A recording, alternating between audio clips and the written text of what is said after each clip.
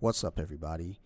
I don't normally do intros to the podcast before the music comes on, but for this one, I felt like, it was the right time. Today marks 5 years since this podcast began, and I just want to say thank you to everyone.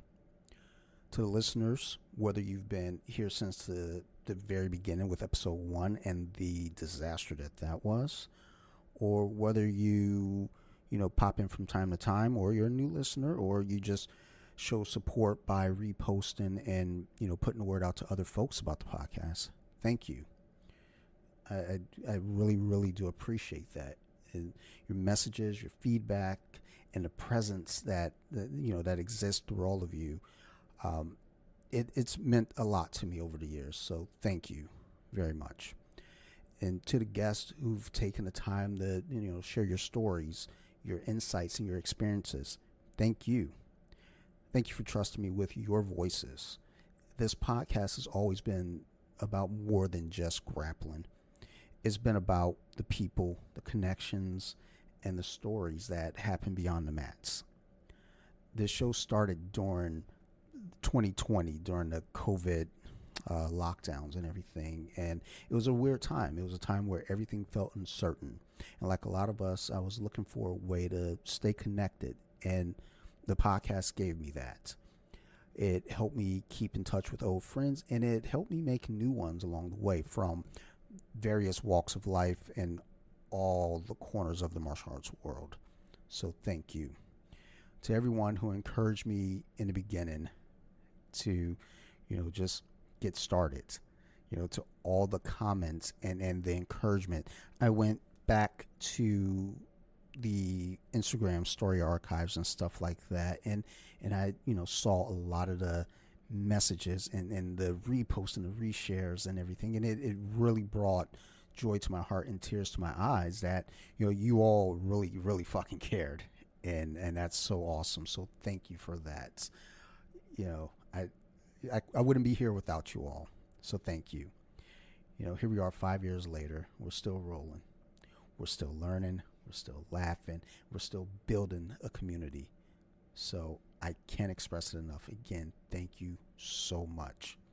You all know what it is. You guys keep listening, and we're going to definitely keep making a show. Thank you, everybody, and let's get started. Welcome to the show.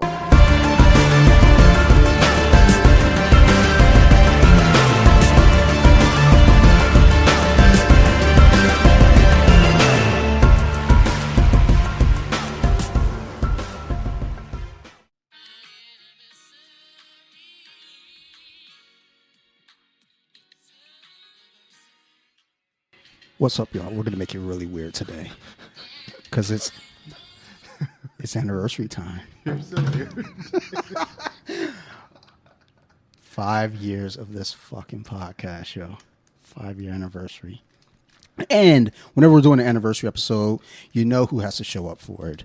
I couldn't do an anniversary episode without Coach Mark. Nah, I know your last name now.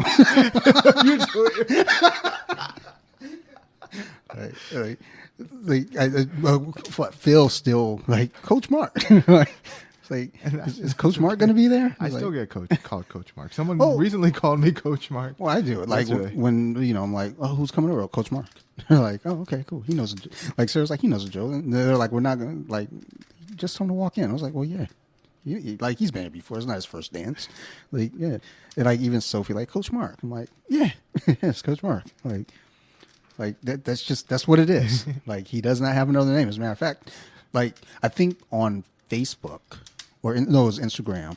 Your old Instagram was Mark David. Yeah, so yeah. I thought that was your last name because I said that to Chrissy. I said something, and I think it was at maybe the DC Open, or it's either DC Open or a New Breed. It was one of the competitions, and she goes, "I'm surprised that it was they said your last name correct," and I was like, "What, David? or is it David? Or is it Mark David?"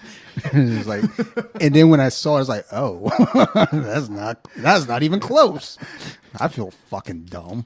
All right, but yeah, so. Mark Ramalos. Mark's here with me. We gonna talk some jiu-jitsu, and we're gonna get sidetracked, obviously. So 100%.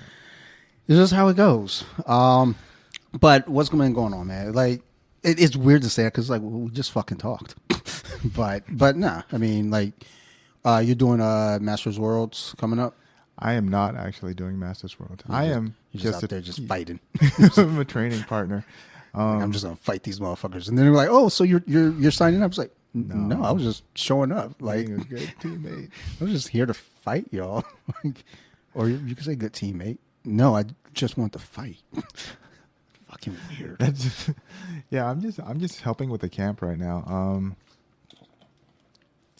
Like I've just been helping with, like, especially with the heavyweights because it's limited. We don't. It's if I didn't show up, it'd probably be like Baird, Navarro, Jeremy, Epson, Big Al. Who else?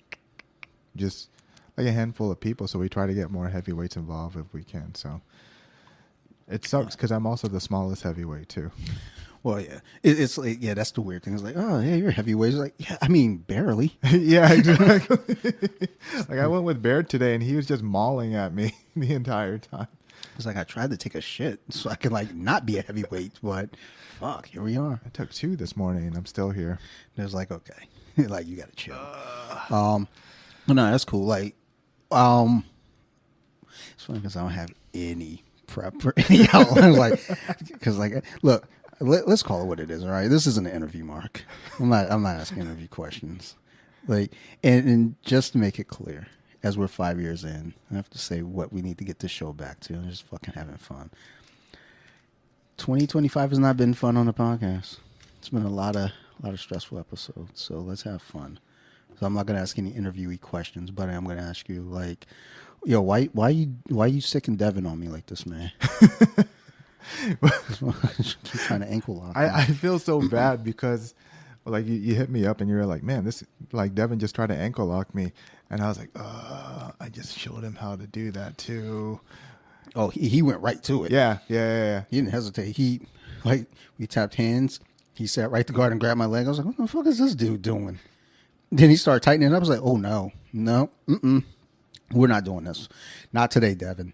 It's like, I feel like you just learned this, so I know you're not gonna like know the little nuanced things. So I'm about to get the fuck out of this. It's funny because like I'm doing the Masters World Camp, but before that, like I was working with Devin, and like prior to that, like we were just going over like stuff he can do, stuff he can work on, stuff he can polish, and it's cool because like he'll hit me, send me a message, he'll like show me little clips and everything, like, oh, this is what can I do to tighten this up and everything, and like it's nice to hear that, like, all right, well, he's actually like putting in the effort, and also like he's doing a lot of video studies and stuff like that. So it's like stuff you want to hear of someone who appreciates the sport and like wants to get into competition and stuff like that. So that's really cool. The downside is, yes, everyone is a test subject. Like he tried to ankle lock me yesterday, and like, I mean, it didn't, like, it was really good. I was really happy to see what he worked on, and it was nice feedback because I was able to go like, all right, so this is what we need to work on next. And then I'm hearing people going like he's trying to ankle lock me. Well, it's like it wouldn't even be a big deal until I found out it was you, and it was like, oh, okay. Like if this was some random shit, like, oh yeah, I was on Instagram. I was like, okay, well, that's fine. I'll beat your ass now. But like, oh no, I learned it from Mark. Oh, I'm gonna beat your ass after I scold Mark. Like, yo, what the fuck? But no, I mean that is good though, and that's what you want to see. Yeah. When you're working with somebody, like, hey, he tried to ankle lock you. It was like, good. I want you to try to, because that's the point. Like, fucking do the shit. And who better to do it on than the person that's showing you the technique? Because then that you can troubleshoot from there any issues. So, good. I feel like improvement comes with a love-hate relationship, right? So, like, I'm similar to Navarro. So, you see something done on you, and you see like, oh, they actually took the advice. They also took like, they're doing everything they need to do to get better and stuff like that. But then you're like, why are they doing this on me? now I gotta get out of this. It's something new to address. Great, yeah. Here we are. Like with Devin, he's gonna actually be on. We're recording next week, so I think his episode should be in 2 weeks. Yeah.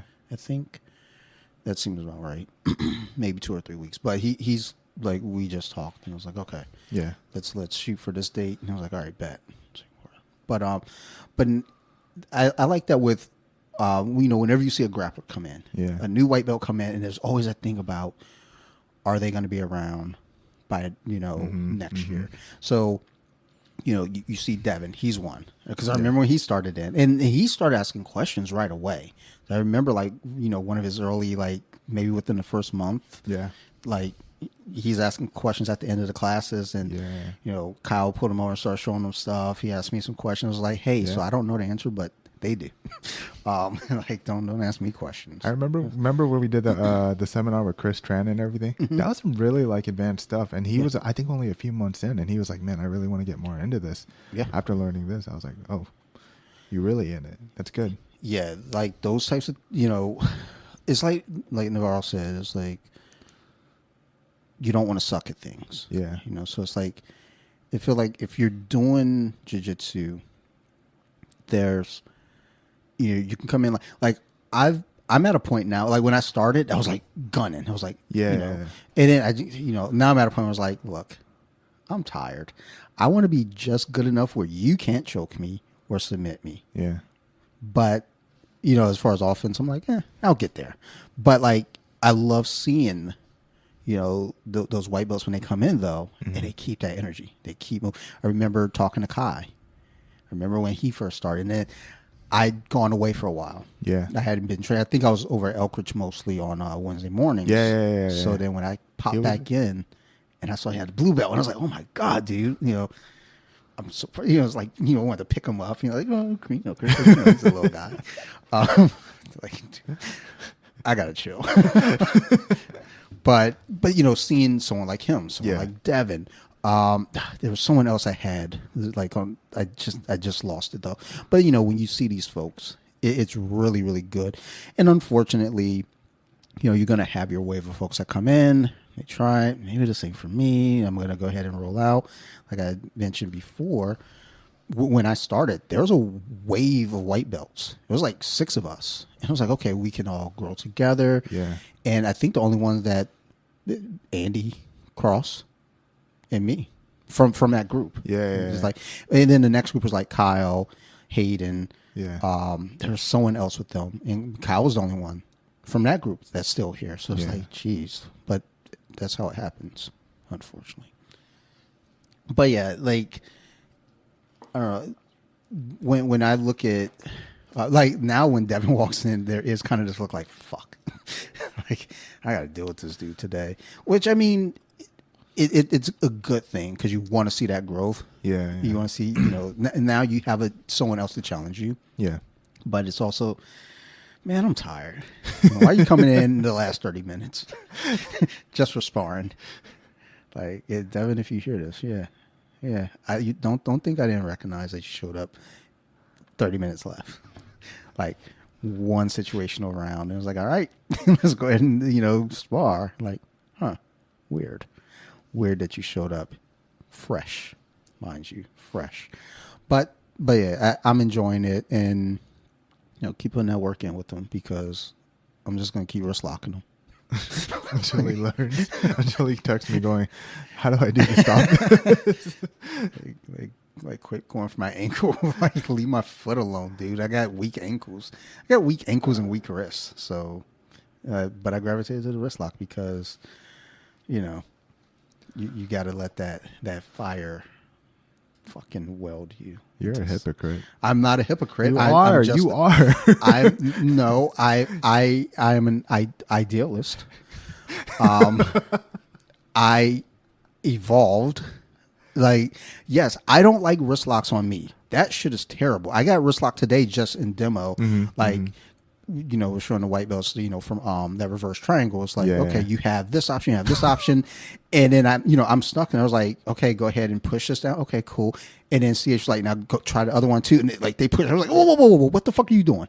So I was like, okay. So. That's so funny because I was listening to Navarro's episode and you brought up the reverse triangle wrist lock. Yo, I mean, I feel like that's just the worst one Just because there's nowhere to go. It's just like Yeah, you have options, like my favorite setup. but just like the options are, are all over the place. It's like, but I'm gonna go for the wrist lock because why not? I know it's gonna get the results. Disrespect. It's about making a statement. Dude, I'm all about a little bit of disrespect though. So, it's either, what the Kimura, was it shark fin? Oh yeah. And you're just sitting right on their head. And sometimes you might just hang out a little bit longer. Like, I know I could submit you right now, but why? Or wrist lock you. And, Devin's going to get it. I'm just saying. But yeah, like I said, keep that shit up. And while that's happening, I'm going to wrist lock him. And then once he learns wrist locks, You gotta find a new disrespectful move. yeah, dude, trust me, I got stuff for him. Mother's milk. Dude, if I get, if somebody tried to fucking hit me with mother's milk, no, I'm like, it's on in the parking lot. Like, that shit's disrespectful. Like, I I remember hurtful. when I first learned like how to do that move, right? Which isn't like it. I'm saying it right, but it's really not much, in my opinion. Yeah. I was like, I would only do that move when I was completely drenched in other people's sweat in no-gi class. And so I would basically waterboard the mess out of people. That's what I always call it. I call it waterboard. Waterboarding. It's waterboarding to me. Like, you're about to get it. I'm covered in sweat. And it's the most disgusting thing you could possibly do. It's like not even your sweat. It's like other people's sweat. Yeah. Oh, no, And it's I'm just definitely like- my sweat. This is all me. No. There was one time, who was it? I had Baird, I had Navarro, and I had someone else. But they'll sweat when they like the heat like turns up in the room. And I remember like after going a round with both, I was like completely soaked. I wasn't soaked yet. Oh, maybe yeah. And I remember doing it, and the person I did it on started spitting in my chest. Like, And it felt bad, but I mean, sometimes you just gotta, let people know where they stand. And with the sweat, I sweat a lot, and it sucks because I slip in my sweat a lot. Like, I sometimes think of it like a deterrent. It's like, yes, it's a trap, and I get pushed into it, and I just slip. I'm like, fuck, I'm so dumb. Like, it's a medical condition. I think I'm pretty sure it has something to do with my colostomy, but. Because I'm in a group, and everybody in the group said the same thing. We all have low temperatures, but we sweat a lot. Like, I was like, really? I'm just fat. That's the only reason why I sweat. That's part of it too. Like, I'm definitely on that fat side. Because there's some classes I'm like, I know. Like, when they're like, all right, line up by weight. I'm the only one on like the fucking 200 plus side. I'm just like, yo, fuck y'all. Like, this sucks. Like, I know there's somebody else over 200 pounds because like this is like a Saturday Severna Park class. Like, I'm easily the heaviest. You reminded me the one time Julius taught Saturday at Severna Park, right? I started dying because he said all the 200 pounders or like heavyweights and above go all the way towards the wall, right? Yeah. And heavyweights are so rude to each other that we just started body shaming. Like, how much do you weigh? 214? Well, you're fat. I weigh 213. It's like a 1 pound difference. It's like, go over there, fatty. The other part is like masters 2 and over, like yawning on each other. Like, there's just so many different categories there to fuck with each other about. And it's like you're fat and you're old. Like, move, bitch. On a regular like SP class, it's just one of those things where it's like I look around, I try to see, is like, is there anyone? Like, because I'm like roughly 205, 205, 208. Yeah. So I'm in that pocket. Depends on if I ate a whole pizza the night before, which usually happens. So then we'll talk about 212. Yeah. But I'll come in, I'm looking around, and it's like, oh, these little motherfuckers, yo. What that means is the little motherfuckers are going to try to invert, and they're going to be trying to jump around. Yeah. And fucking Dylan inverted today. And I was just like, Dylan's like 180, 190. yeah, I mean, he ain't a light fella, but he started inverting on me. I was like, I grabbed his, I was like, no. I was like, Dylan, stop. I don't want to do this right now. And then I don't know. I just like a lot of times with these guys, I have to just fucking put all the weight on them. I'm like, y'all are just about to get fucking like Chris today. Yeah. He did. I can't remember what he was doing, but I told him, I was like, Chris, when I get up, you're in trouble. I'm putting all 205 on you, and you're going to suffer. And he slipped and fell, and I was like, oh, you bitch. And I just laid there on him. I was like, and my knees are on the, my knees and elbows down, so it's like not all my weight. And I was like, just kidding. And just like got on my toes, put my elbows on his torso. I was like, you're about to fucking suffer, dude. I'm mad at you. And then he was saying something. He was essentially saying no. He was like, stop. No. I was like, no. You're getting it today. And then him being squirmy, he gets out. Yeah. And then I was like, get back here. Send him back down. I've been getting Timmons a lot lately. And he's another fucking wiggly one. That one will invert like 3 times in a row.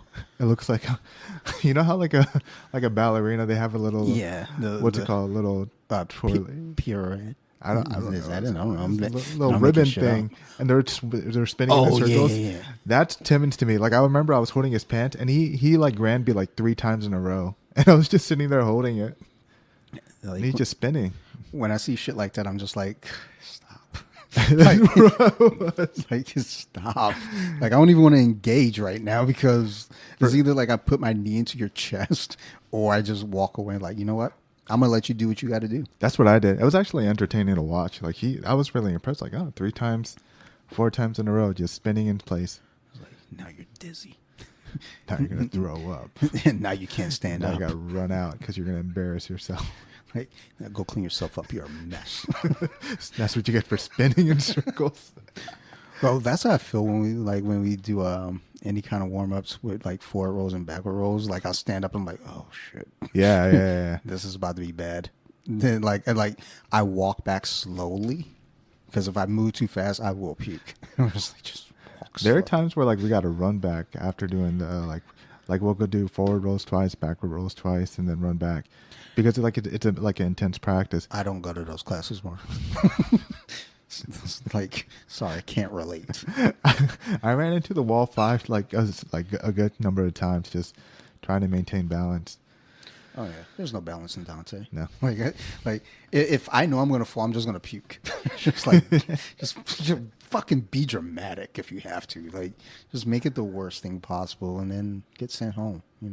It's whatever. I know people probably was like, "Yo, you're a fucking terrible fucking teammate." It's like, yeah, kind of. Like, I love my team. Like, anyone that needs help, they're like, "Hey, can I work on this with you?" I was like, "Yeah, absolutely, dude. If I can help others get better, sure." Yeah. Now, when it comes to me getting better, I'm just there for the hugs. Like, I say that shit to him. Like, as soon as somebody gets my back, I was like, dude, I just showed up for a hug. Right? That's all. Epps got me last week. I was like, I'm just here for hugs, dude. He was like, yeah, my kid hasn't hugged me in years. I was like, I didn't get a hug from my kid this morning. So, it looks like it's you, buddy.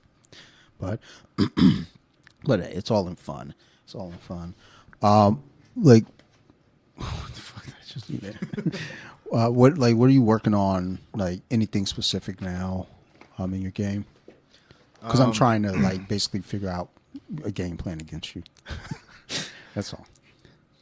Well, my knee's messed up right now. Yes. So there's that. My left knee. I don't like getting old, Dante. It's not okay. It's weird. I feel like it comes in 3-year increments too. Like I remember, I was 24, going towards 27. Like I remember, 21 to 24. I was pounding beers left and right. Like college was fine. 24 to 27, I was like, all right, well, I don't feel like staying up past 2 a.m. anymore. 27 to 30, I was like, ooh, 3 IPAs and a couple of shots. This is rough night. And then what was it, 31 to 34? And then I was like, all right, well, now I gotta chill out. Now I could do 2 Guinnesses at most, and I'm good. Now I'm getting hip mobility issues that's affecting my knee. Dude, I don't like staying up past 9. Dude, I wish I could go to bed before 9.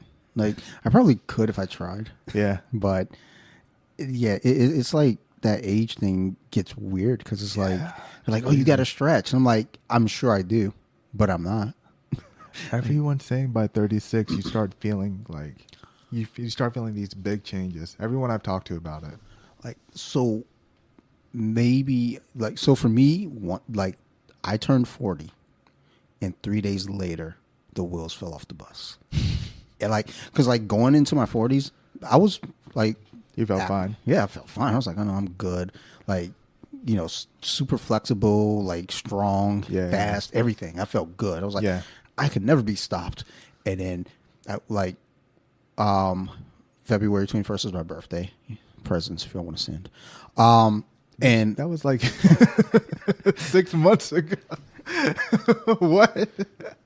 And no, so my family, we have like a policy. Well, it doesn't work anymore. Like my grandparents, I would have 6 months to cash in on a gift.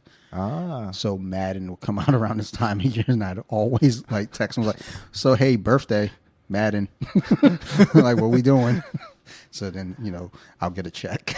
Like, it's fucking money. Go buy your stupid fucking game. You suck at it anyway. I'm like, yeah. I know, but you bought it. So I didn't buy it. But like I want to say like before March 1st. Yeah.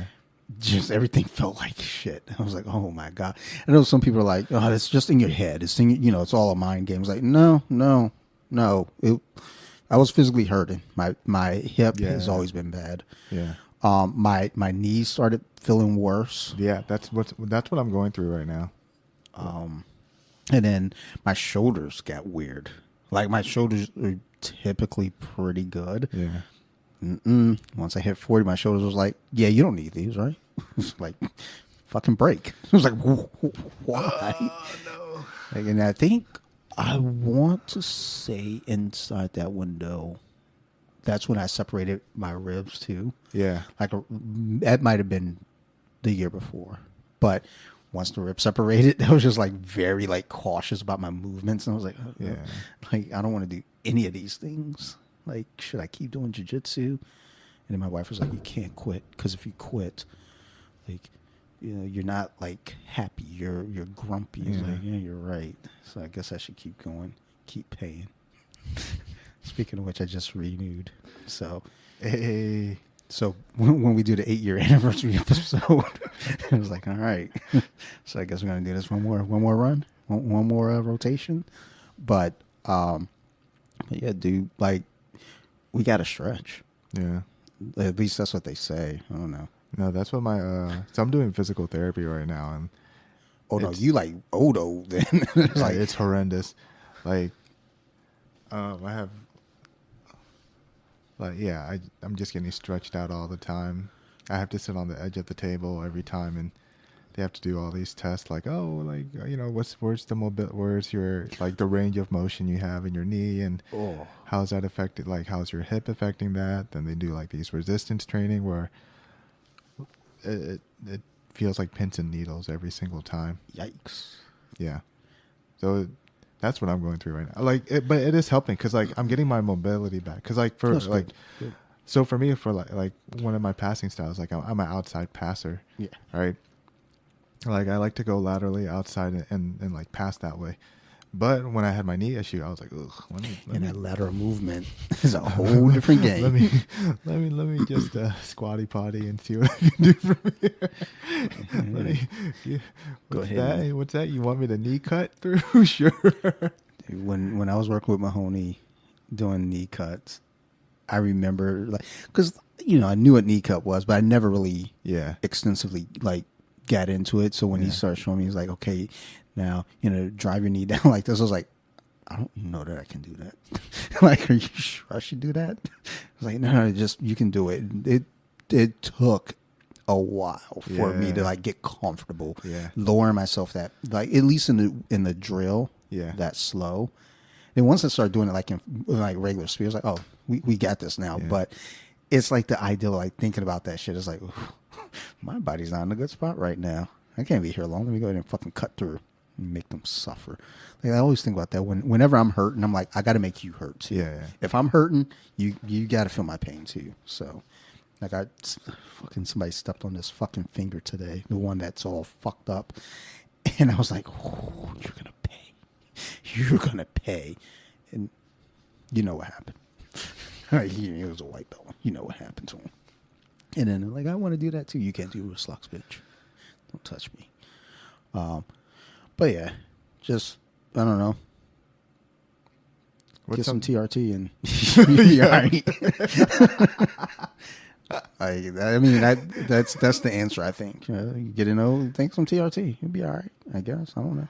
I'm not doing it. Shit is expensive. I'm not doing. I'm poor. What am I working? I guess what I'm working on right now is So we got no-gi season coming up, and that's something I am going to focus on. I can't do Masters Worlds just because my job schedule doesn't like align with it. There are times I got to stay after work, and there's times that I got to miss practice.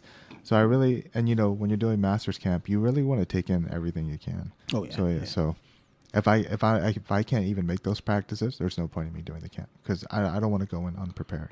Yeah. So, but I am planning on we're getting ready for no-gi seasons because it's like October. I saw we have pants, and then I think most likely Worlds is going to be in December. So it's a good spread. What I'm working on right now is working on a game that will kind of benefit my knee. You know what I mean? And that's something I'm kind of realizing in long term. I was talking to my AT, and they were saying yeah, this might take a year for you to actually get, you don't need a brace anymore, and we don't have to do all this realignment. We don't have to do all these resistance stuff, and all this stretching. This is going to take a year for you to actually so that way this won't bother you in the future. And I was like, good. Yeah. I'm okay with that as long as there's no surgery involved. So, but right now I'm working on games, ways I can not stress my knee out. So working on pulling guard, going to some sort of leg entanglement. So maybe something I was working on is De La Hiva to K hook and doing stuff like that. What else? Working on a passing game where it doesn't strain my knee too much, and I could do it long run. And basically not do it just one round, but do it for the next 5 or 6 rounds without any issue. Yeah. So right now it's just adjusting. When I ripped my my pec, which was terrible. It was one of those phases again where it's all right, well, how can I need to make a game plan where I don't, really work strain my left pec out because I can't hold it. There's certain range and motions I can't even, and it's still like that today, right? But now it's fully healed, and I have a game plan that'll allow me to prolong my jiu-jitsu career. You know what I mean? It's not gonna rip again. It's not gonna mess up again because I'm protecting it at the same time, giving my opponent some work. Yeah, I think that's the bigger picture of it all is being able to grapple. Yeah. In 10 years. I was talking to a friend recently about that. I'm down in Orlando, and he had mentioned him, he doesn't compete because it's it's fucking brutal. Kind of the prep to going into it, and his whole thing is he wants to be able to train long term. Yeah.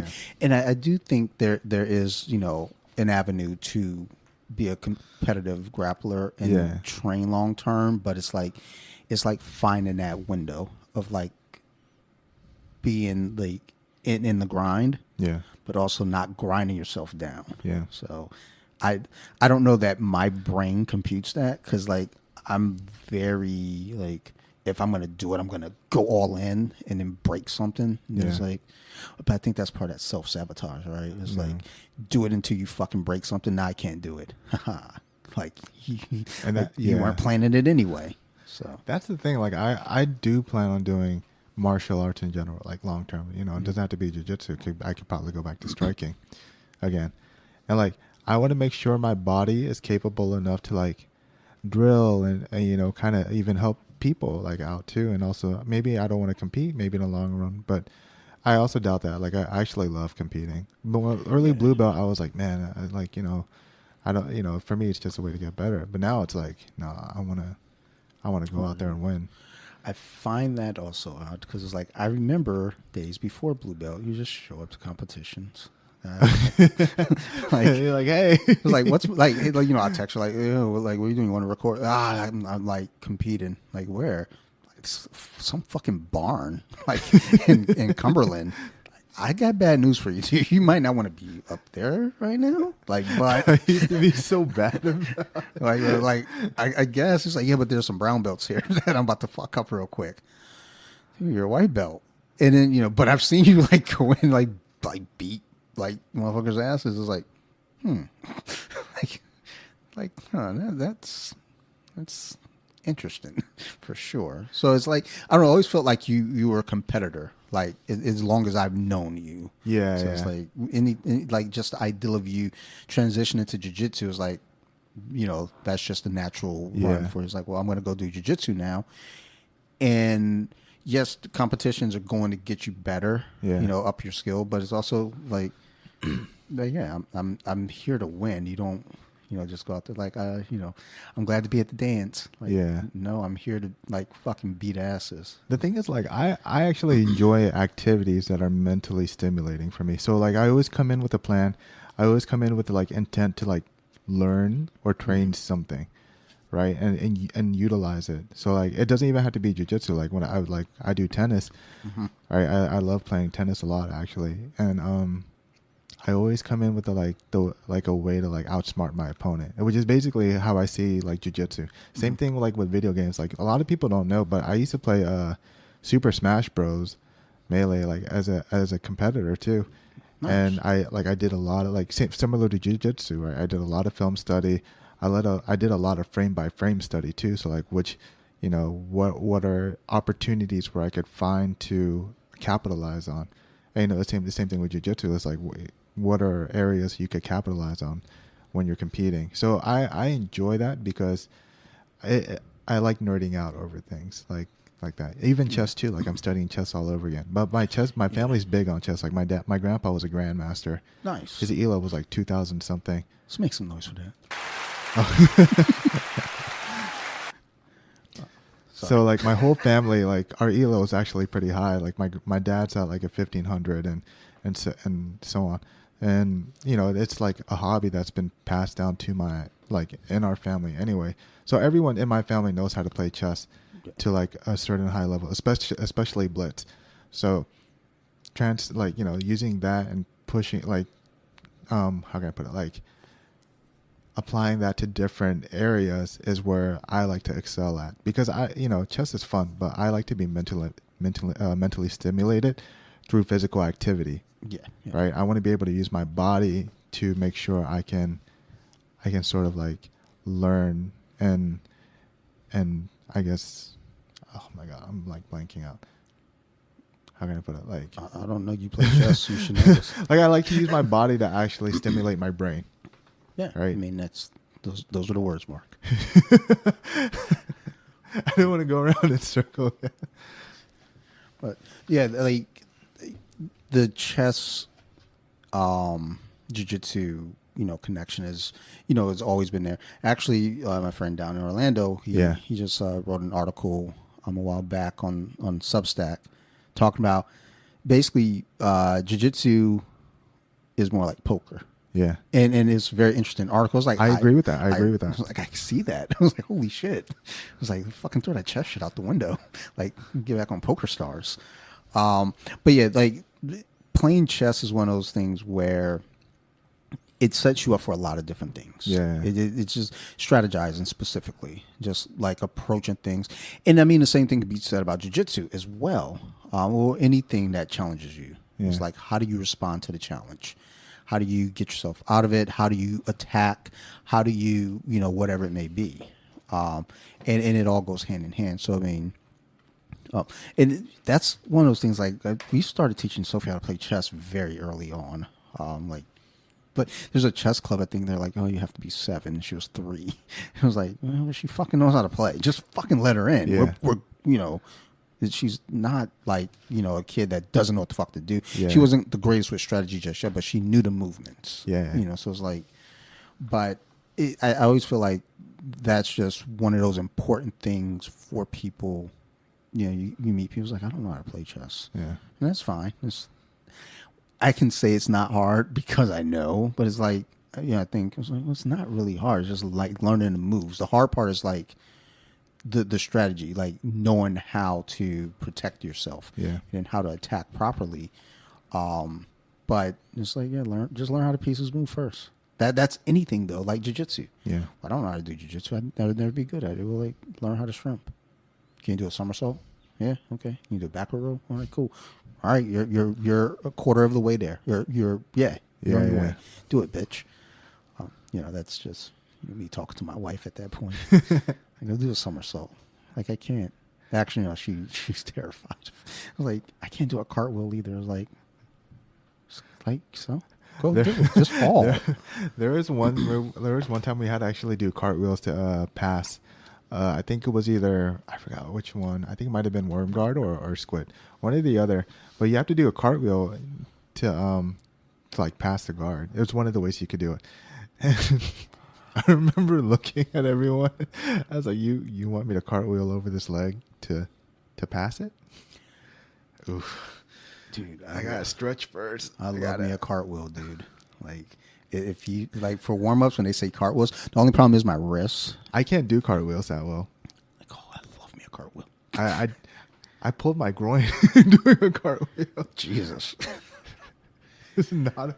I don't have words for that one, dude. I'm sorry. It's pretty bad. Yeah, it's pretty. Yeah, it's pretty bad. And I had to sit down for a bit and stretch it out and stuff like that. So. If I pull my groin on a cartwheel, I probably just went home. I was like, I'm gonna go ahead and wrap it up. like I'm done. I was mad. I was real mad. But I do agree with the poker thing. One thing I appreciate from Keith and Julius is that like when like one thing we're taught in class is like you can't make a face when something's happening. Yeah. You just gotta keep it straight the entire time. Like if you're getting choked out, don't show it's bothering you. If you're getting submitted, don't show it's bothering you. If you're done with the match, stand up. Don't let it show it's bothering you. Yeah. And like that's actually saved my butt so many times. Like there was one, I think it was, I want to say it was at ADCC Atlanta. I fought over there. The guy had me in a toe hold. And he ended up letting go because I kept a straight face the entire time. And he was like, man, I thought, was it even close? And to be honest, it kind of was. But also, like, I'm not going to admit it. Like, and I'm not going to say like, oh, no. I'm going to be like, oh, no, it wasn't even close still. So there was Ives and I were rolling. This was, I want to say during COVID. Or it might have been like right around when things were starting to open back up. Yeah. And I had him in a cross choke, and I'm like I felt like it's in, it's in. He's just staring at me, blank face, and I was like, fuck, it's not, it's doing nothing. So I let go, and like he goes, why'd you let go? I was like, cause you're just fucking staring at me, dude. Like it wasn't doing shit. I was like, nah, like you stick with that. You keep going. I was like, fuck. Like, and I never got to the opportunity ever again. He was like, yeah, I'm not going to let you get back. Now I'm about to fuck you up. I was like, well, fuck. Like, but yeah, that straight face. I do that sometimes in my roles. Like a lot of times, I'm kind of joking and like cracking jokes and saying things. And for me, that's part of it though too. Is like I told Devin last week, I was singing. He was like, oh, this is so demoralized. I was like, dude, when I'm singing, that means I'm scared. Like you are a threat right now. But if I'm like making jokes and just talking, I'm not like worried. And I know, again, people are like, oh, you should be focused on working and drilling. And I was like, yeah, but we all have our ticks. Yeah. That's part of my thing is like, for me to concentrate, I can't just sit there and like stare blank. Yeah. Cause I'm going to start thinking about, do I gotta do laundry or is Sarah going to do that? Like, fuck, I don't know. Oh shit! Oh no, my shoulder. So I'll start saying weird shit. But then there's sometimes I will just like today. Someone was attempting some sort of choke. I don't know what it was, but I just was sitting there like kind of looking like, okay, well, I guess I'll get out of this now. But I didn't want to like give the look because it was like it was kind of uncomfortable. It was like but I didn't want to make a face like ugh, like So I sat there. I was like, I should probably get out of this because it like I'm in a bad spot, and it's only a matter of time before the shit actually gets tight. Yeah. So I was like, but during the roll though, I was just like dead face, like okay, cool. Yeah. Then afterward, I started making jokes at him, like you're a bitch. Sometimes when we don't make any reaction, like I remember I was going with Jeremy on, I want to say Thursday, and we did basically like a competitor round. Like it was like, we're there to like, cause he's competing in Masters World. So my job as his training partner is like give him the best fucking round I could give him, right? Like make him work, right? And I remember because we both have the same habits in terms of like facial expression. Actually, a lot of us do. Like Navarro has a similar, probably his is more intense, but like I remember like I was looking at Jeremy, and I had him in my guard, my like a lasso spider guard, and that pissed me off when he didn't make a reaction. I wouldn't say like it pissed me off, but it was like, all right, now I gotta try this like really really sweet. Yeah. Like I was already attempting, but now it's like, all right, now I want to make him like make a face. You know what I mean? So I want to make him known like I need a reaction. Yeah, I need a reaction. So like I was just pulling out every like lasso thing and I can. Like I was doing lasso de la Hiva, I was doing lasso K-guard, I started doing lasso same side de la Hiva, cross de la Hiva. You look up like anything? Something? It was annoying me. And he was getting like, there are times where he like, he would get swept and then but fight back up. And like there are times he would try to like pass my guard, and it was like going back and forth. Eventually we both got out and like we had to reset. But it was just kind of like, nah, I need to make him do something. So cuz like as his friend too, like I want to make him work, and I want to make sure I'm doing my part too to make him like get that work in. Yeah, I mean, as you're preparing for competitions, like there's a certain point where it's like it's time to get those heavy rounds in where it's got to simulate what you're going to see out there. Yeah, and the other thing is like these, they're my bros too. Like I'm very invested in my teammates and they're my friends. Like I hang out with them like outside of the gym too. Like so like you are like. I mean, so I would hope so. But, I mean. So that's why like I want the best for them. Like I want them to go out there and kill it. So that's why I want to do. I think that's I can't speak for other gyms, but that's one of the things I love about our gym is like we give a damn. Yeah. We care. Like, you hear these stories about like just inner turmoil and drama and shit at all these other gyms, and it's like, ugh. Like, and like I don't hear that here. Yeah. I mean, to be fair, I'm not like always, in, but it's like also too is like, you mentioned someone at the gym. There's never like I don't fuck with them. Yeah. Like, oh no, yeah, no, cool, yeah, like, oh, yeah, come work, work in with us or whatever it may be. We be all like accommodating, right? Yeah. We all want like to see each other get better because again, if I'm doing everything I can to fucking stifle your growth, I'm not going to get better. Yeah. Because like, the better you get, the better I get. And then the better, the next person get, and it all carries over because we all have, I would say, a similar goal, and that's to be better than what we were previously. I mean, whereas some folks, who knows what their purposes are and whatever, but just be good teammates. Like we good teammates over here. Come train with us. It'll be fun. Come sign that waiver.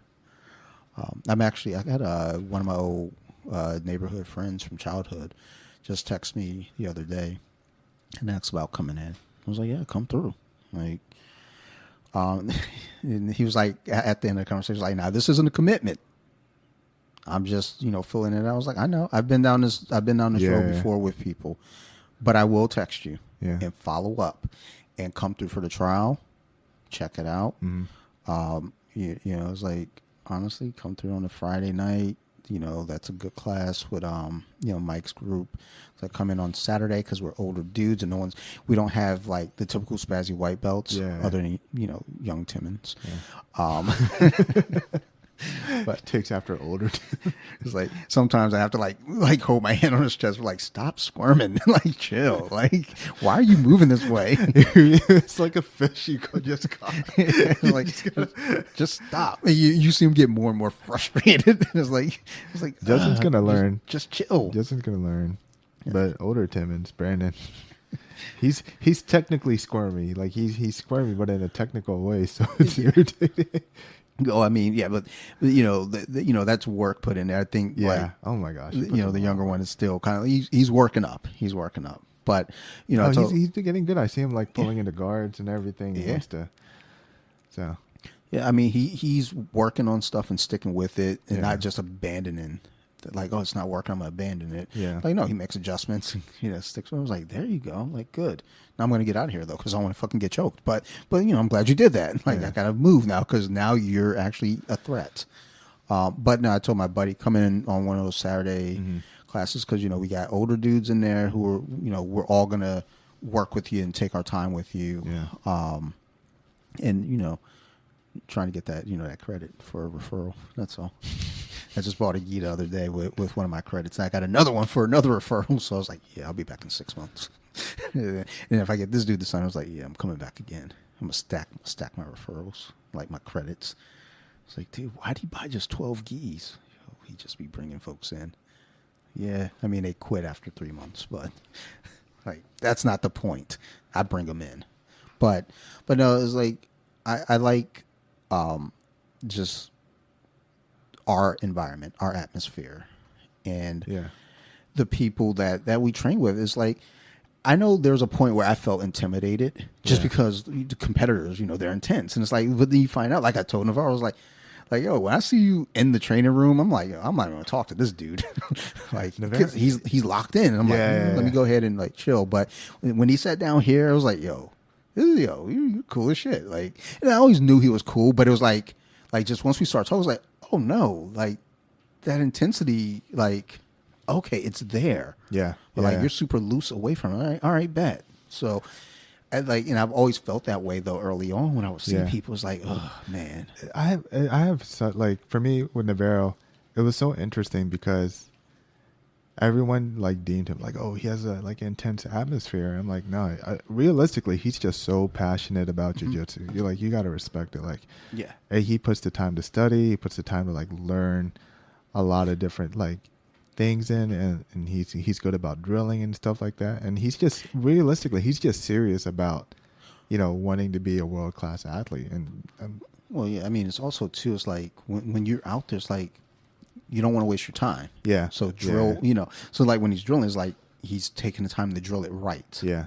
Versus like, there'll be times where it's like, you might drill it the first few times right, and then it's like that laziness. Like, all right, I got it dialed in. And it's like, but no, it's like everything is crisp. And it's like, okay, you keep it running like that. And it just, and the thing is that carries over now. Yeah. Versus like, like whenever I post something on BJJ Wiki and someone says like, and it's a drill. Obviously, they're drilling. I'm like, yeah, I mean, it'll work on a person that's just laying there.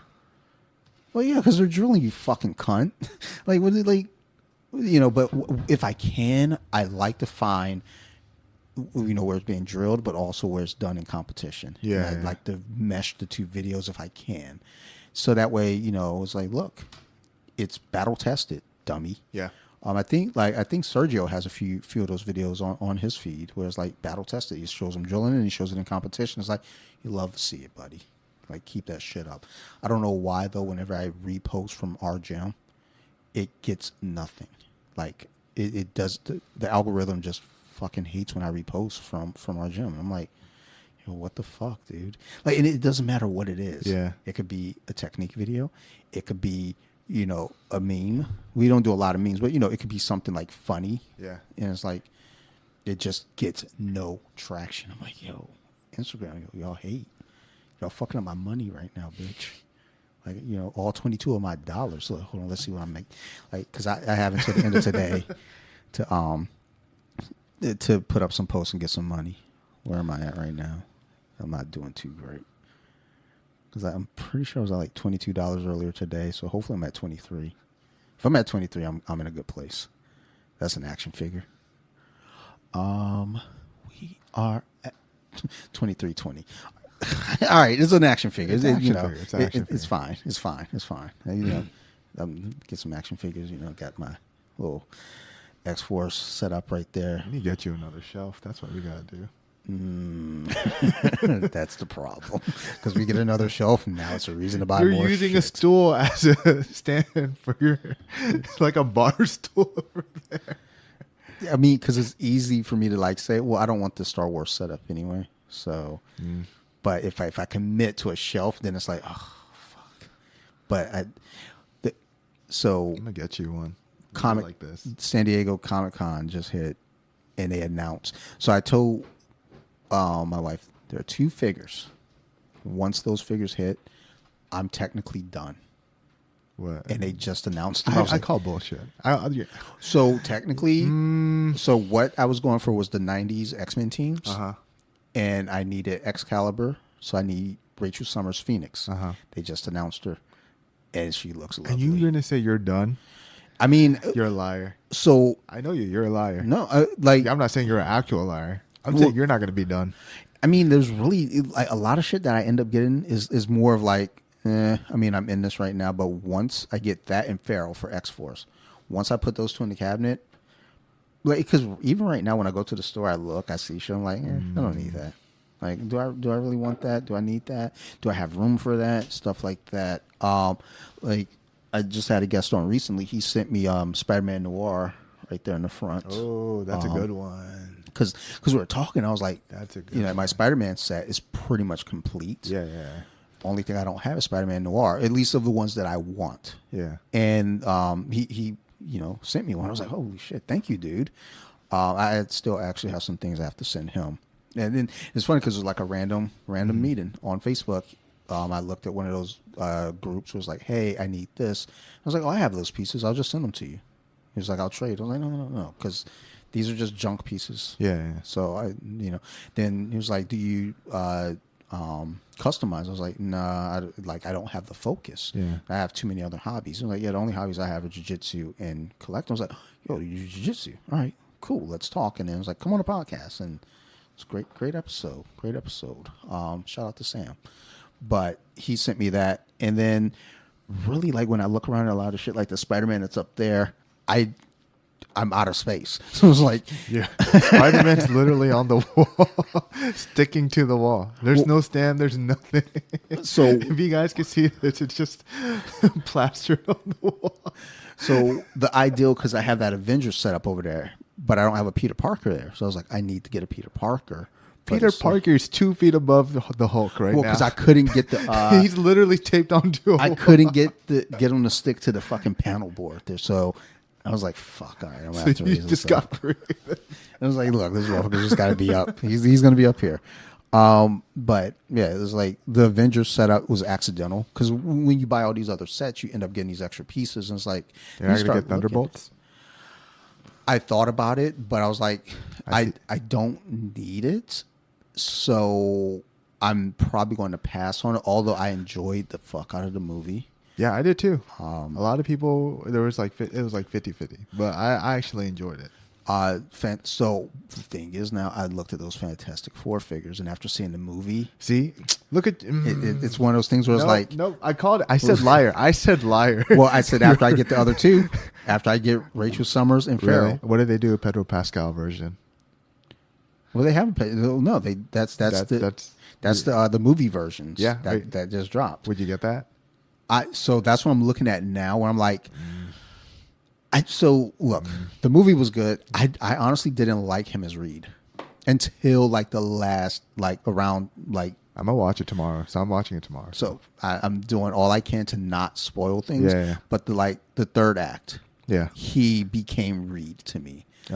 He was very he does things throughout the movie. I'm just not convinced. But then that third act was like, okay, now that makes sense. It. That makes sense because it's usually like that with superhero movies. But everybody else spot on. Really? Everyone else hit the mark. Yeah, I've never liked anyone that they've cast as Sue Storm. Let me do this real quick. Okay.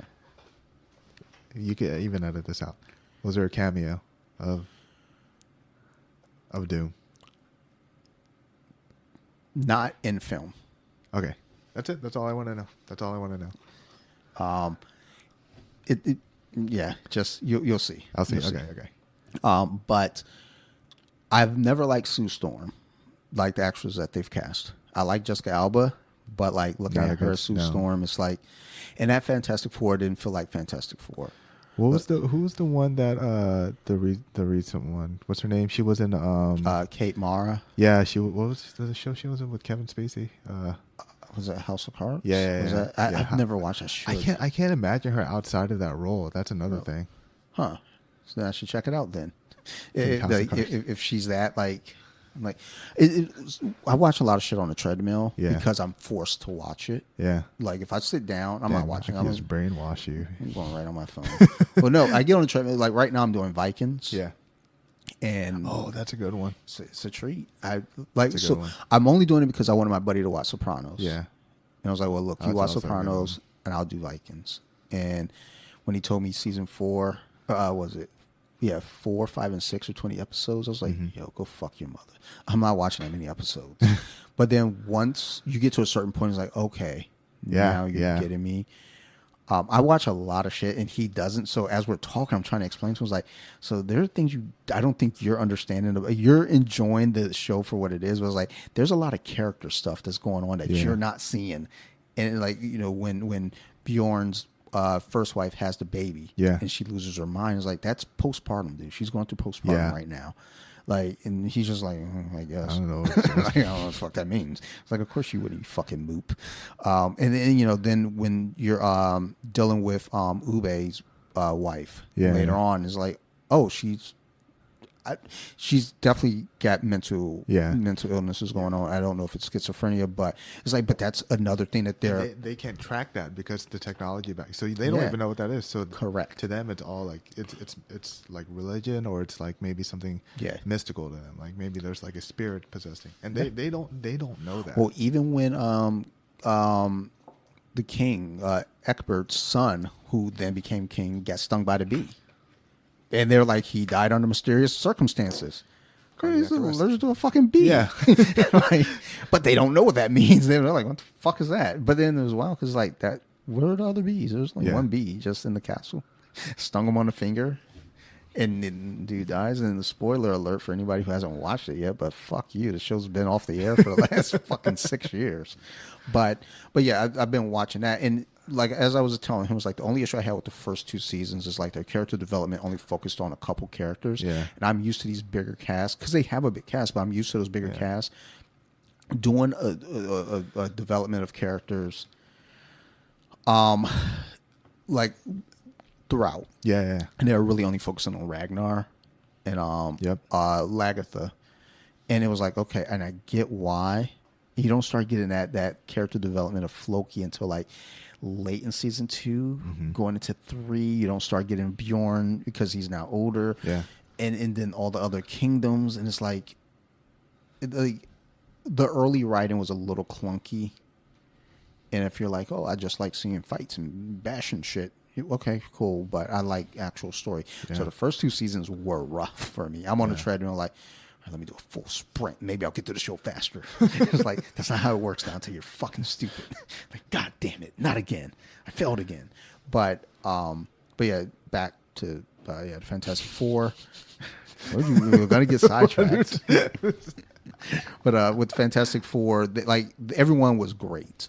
Everyone in there, like, it was a serious movie. Yeah. Right. They didn't force comedy. Yeah. Any comedy that happened felt like it belonged because like Thing, the situation, and, like the humor. Yeah. Yeah. It was like Thing and Human Torch. They've always had that banter back and forth, and it hits perfect. Yeah. It is fine. You're not getting the music stuff, unnecessary music, like fucking drops. It's like, I was like, oh my God, I love this. Yeah. Like, this is what I want moving forward. But you know what they're going to do. Spider-Man is the next one, next summer. So you know they're going to drop a bunch of music and a bunch of silly humor, which I'm fine with Spider-Man because he is kind of a witty character. He's silly, but it just has to be appropriate. And but because of the movie, I looked at the figures, specifically Silver Surfer. Like, I kind of don't really care about the others because it's like, do I have 2 or 3 fucking Fantastic Four sets. One over there. I think I gave the other one to Sophie. I was like, fucking take these things. Fucking need these. Like, yeah, she has like a full Fantastic Four set, like upstairs. But like looking at them was like, do I need them? But that Silver Surfer, she was solid. I was like, you know what? I dig it. I think I might get this figure now. Sold out everywhere. So I can do a pre-order. I was like, I'm not patient enough. I might have to pay that late tax. Like I might have to pay the extra $15 just to fucking get a piece of plastic. Bullshit. But once I get those 2 figures, yeah, I'm like, it's going to be more of a hard sell for me to buy something because it's like I completed what I wanted to. I don't believe you. Like Excalibur, what I have, Captain Britain, Megan, Shadowcat, and Nightcrawler over there. I just need Phoenix. That's done. Even Gen X isn't complete, but I'm not stressed about that. Stressed about it. Like I have 3-4 figures from Gen X. So do I care enough? I read 5 issues of that run, and I was like, okay, this is cool. I'm not reading comic books anymore. Is that Nightcrawler and Angel on like a little? Yeah, they're on like so Angel. Yeah, that's that X-Force run, which I have all the pieces for that except for Warpath. So it's like I didn't even know I had them. I was like, I'm looking. I was like, oh, I guess I have a fucking full run of this. Let's like go ahead and find a display. I don't know where, but we'll figure it out. That Spider-Man display over there might get pulled down. Like I could get Lizard for that for the film, but it's like I don't know. If I got Lizard, I would put him on the wall, like the Spider-Man over here. But I don't know that I want it. It's $34, and it's like $34 that I don't need to spend. Like, you know, there's drugs to buy. Like, like whenever my wife gives me shit, I was like, I could be doing heroin. So just be happy it's fucking action figures. And then she's like, why do you have to do this? It's like, well, why do you have to bother me? Like I'm going to the basement. And, you know, that's how I win my arguments. One day I'm going to come home and all my shit's going to be on the front lawn. So I got to chill with that shit. But yeah, all the X-Men teams, I got the blue and the gold. I got X-Factor. Oh. So I have the X-Factor 71 new team. They are now dropping the original X-Factor, and I have 3 out of those 5. But it's like, again, if Feral and Phoenix come out before those other 2, which is likely, unless, like, again, I see them, I'm not like actively looking for things. Yeah. Like if Sarah's at Target and she sees something, she'll usually send me a picture. You want it? I'm like, yeah, go ahead and get it. Sometimes, like, I'll say yeah to a figure I don't want, just to test her love. Are we gonna edit that out? No, she knows. Like, what is she bought me something. It was Jigsaw, Punisher's villain Jigsaw, because he has a bunch of accessories. And she sends a picture because that was a hard one to find too. She goes, "You want it?" I was like, "It's a lot of accessories." I was like, "Yeah, go ahead and get it." Then I gave it to Phil. I can't really I think we were just chilling. I was just like, Phil said something. I was like, "Dude, just fucking take it. I don't want it." where am I fucking putting that thing? Fucking take that thing home with you. And then there's a Doctor Doom from Secret Wars from '84 that came out in a 2-pack. I was like, I got fucking 3 or 4 Doctor Doom. Just take them home with you. Like, here, I'll even dig out the other pieces. Like, here, take all that shit. I don't fucking care. I'm pretty sure there's going to be other pieces I'll send home with him. I'm actually, I should text him because he saw Fantastic Four. He gave it an 8. And I told him I gave it a reluctant 8. I really enjoyed it, but they did the typical Marvel thing. You saw Superman already? I have not. I don't know if I'm going to do it in theater. Because I don't tend to do DC films in theater, other than like maybe Batman from time to time. But no, I agree. I tend to wait on DC films. I think I saw Man of Steel in theater, and I loved that. Really? That movie, I loved it. Did I see? A lot of people give Man of Steel a lot of crap. A lot of people can go fuck themselves. Because people are always married to this ideal of like my Superman is Christopher Reeve. Like, I guess, bitch. like why? Like, who cares? Like, if that's what you like, that's what you like. But it's like, what's wrong with doing something a little different? They're like, well, it's too dark. Yeah, but if it's too fucking happy, then you motherfuckers complain too. You're never gonna win. Yeah. So I like the ideal of what they're doing, starting a shared universe, like, but they didn't make it obvious. Yeah. But you're seeing Superman like in a different light. You're seeing him kind of coming up. Yeah. You're seeing him. They did Smallville basically without doing Smallville. Yeah. Right. Like And they did Smallville in a 2-hour run. Yeah. Which is what I like, because I watched season 1 of Smallville. It was like 25 episodes. That's a lot. I actually enjoyed Smallville, but when it came out, I was also in high school too. I mean, Smallville was good. Yeah. But it was just one of those things where it was like, this is too much. And I'm talking about after the fact. Yeah. Like the series was done by the time I started really watching it. So I was like, I can't watch 25 episodes so 250 episodes. I watched it on WB 50. That's how much I enjoyed it. But also because like it kind of got into it. Like they started showing like Aquaman, Birds of Prey, and stuff like that. Yeah. So that started getting to me. And then Arrow came out, and then I was like, ooh, I started watching Arrow and I started watching Flash, but Yeah. again, I'm very against like long episode runs. Mm-hmm. Like if you, I think the perfect number of episodes is 10. You give me 10 episodes, and they could be like an hour. yeah, and that's it. I'm and good. I'm good. But because somebody for the horror podcast wanted me, so 2026 the theme will be TV shows. Yeah. And I intentionally avoided Supernatural Yeah. because it's got so many seasons and they're all What 25. is it? How many seasons? 12? That's all. I feel like it's 15. I think it's more. Yeah, let's check. If only there was a device. Supernatural, because like basically I'm not going to try to sit down and watch. Yeah. And to be fair, I'm not watching all the other shows anyway. The thing is, like, I felt like I did my whole episode thing with Smallville, right? And then I tried it with Arrow. I lasted like maybe 2 or 3 seasons. And then I was like, all right, well, I don't want to do this anymore. This is kind of exhausting. Yeah, like that's how I felt with Flash. Yeah. So, yep, 15. I'm going to be honest, that was a guess.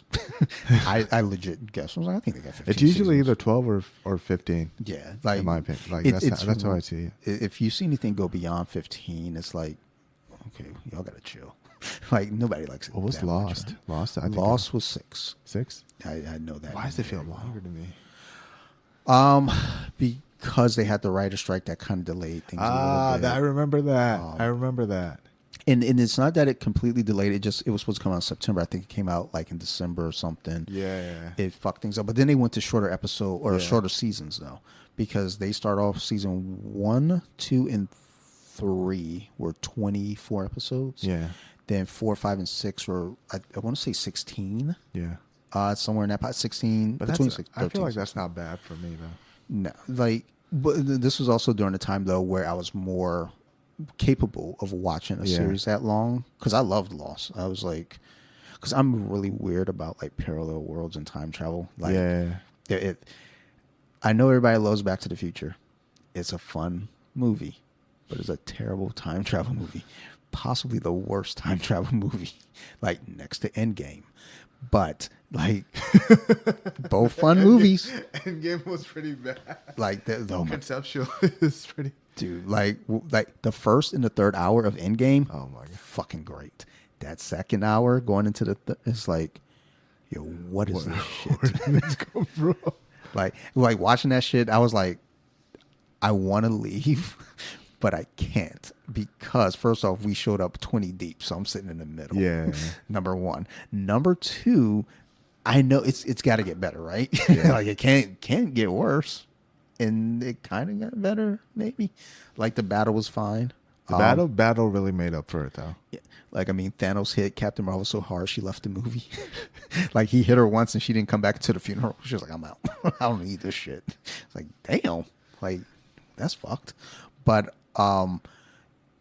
like, Lost kind of checked all those boxes for me. I know people have their issues with it because they're like, they didn't answer all the questions. It's like, that's kind of like, I don't know, that was kind of the point that they're making. It was like, there are going to be things here, but we're going to throw your attention over here while we do the shit over here. And, you know, people are just fucking crybabies. Like, everybody want to complain. Everybody wants to be a critic. That's why, like, I'm weird now about, like, whenever I see somebody give their review of a movie.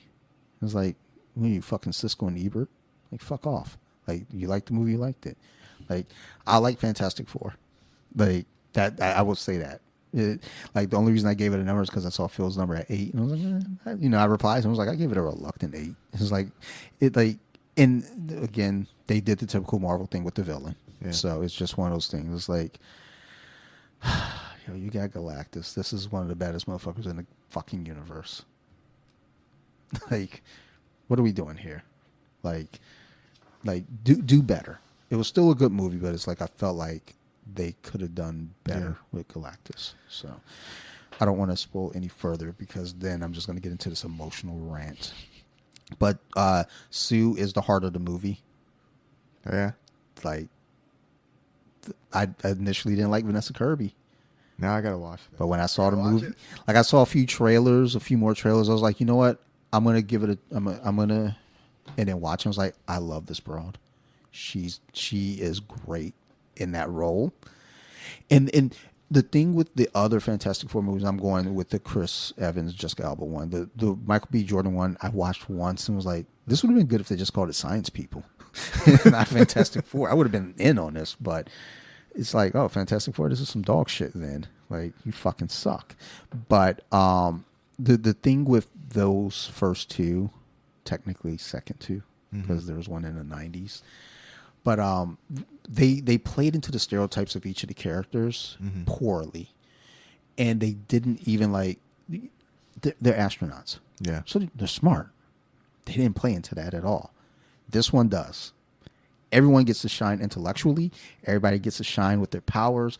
Like, it's one of those movies where I was like, dude.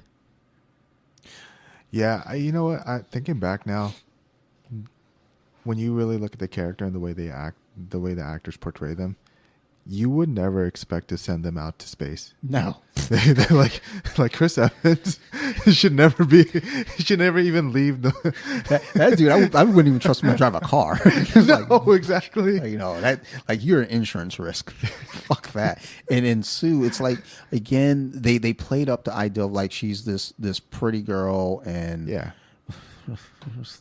Let me chill. I was about to get out of pocket. Let me chill. I already know. But like, it's like she's a pretty girl, and like they played into that. Like, oh, she's pretty. She's this and she's that.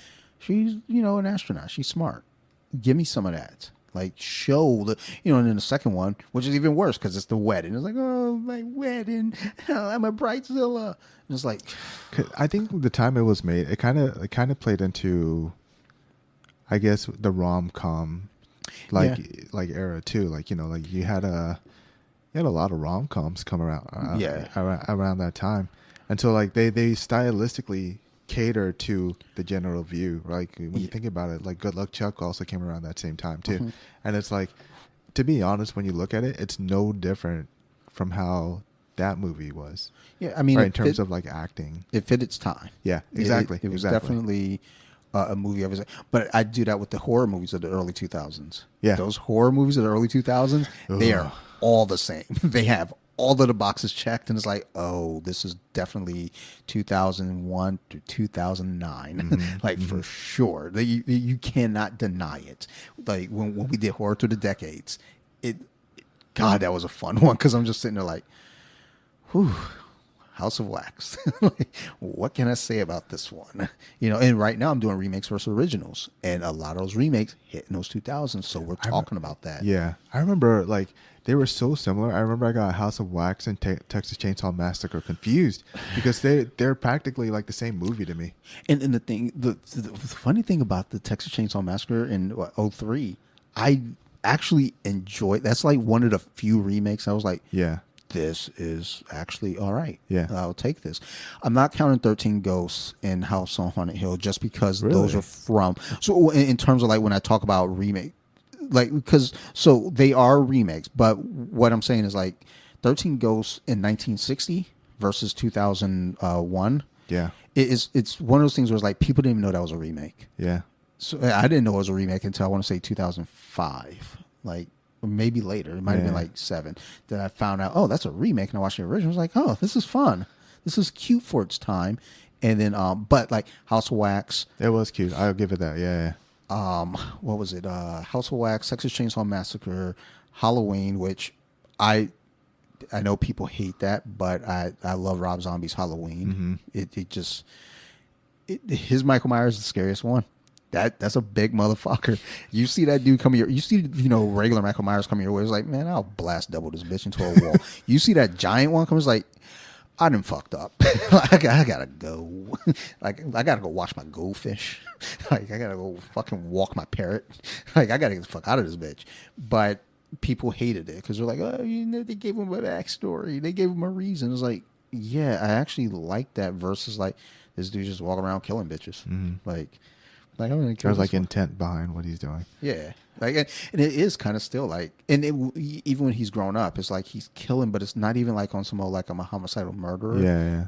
I'm trying to get to my sister. His sister doesn't know that, they're brother and sister, so she stabbed him.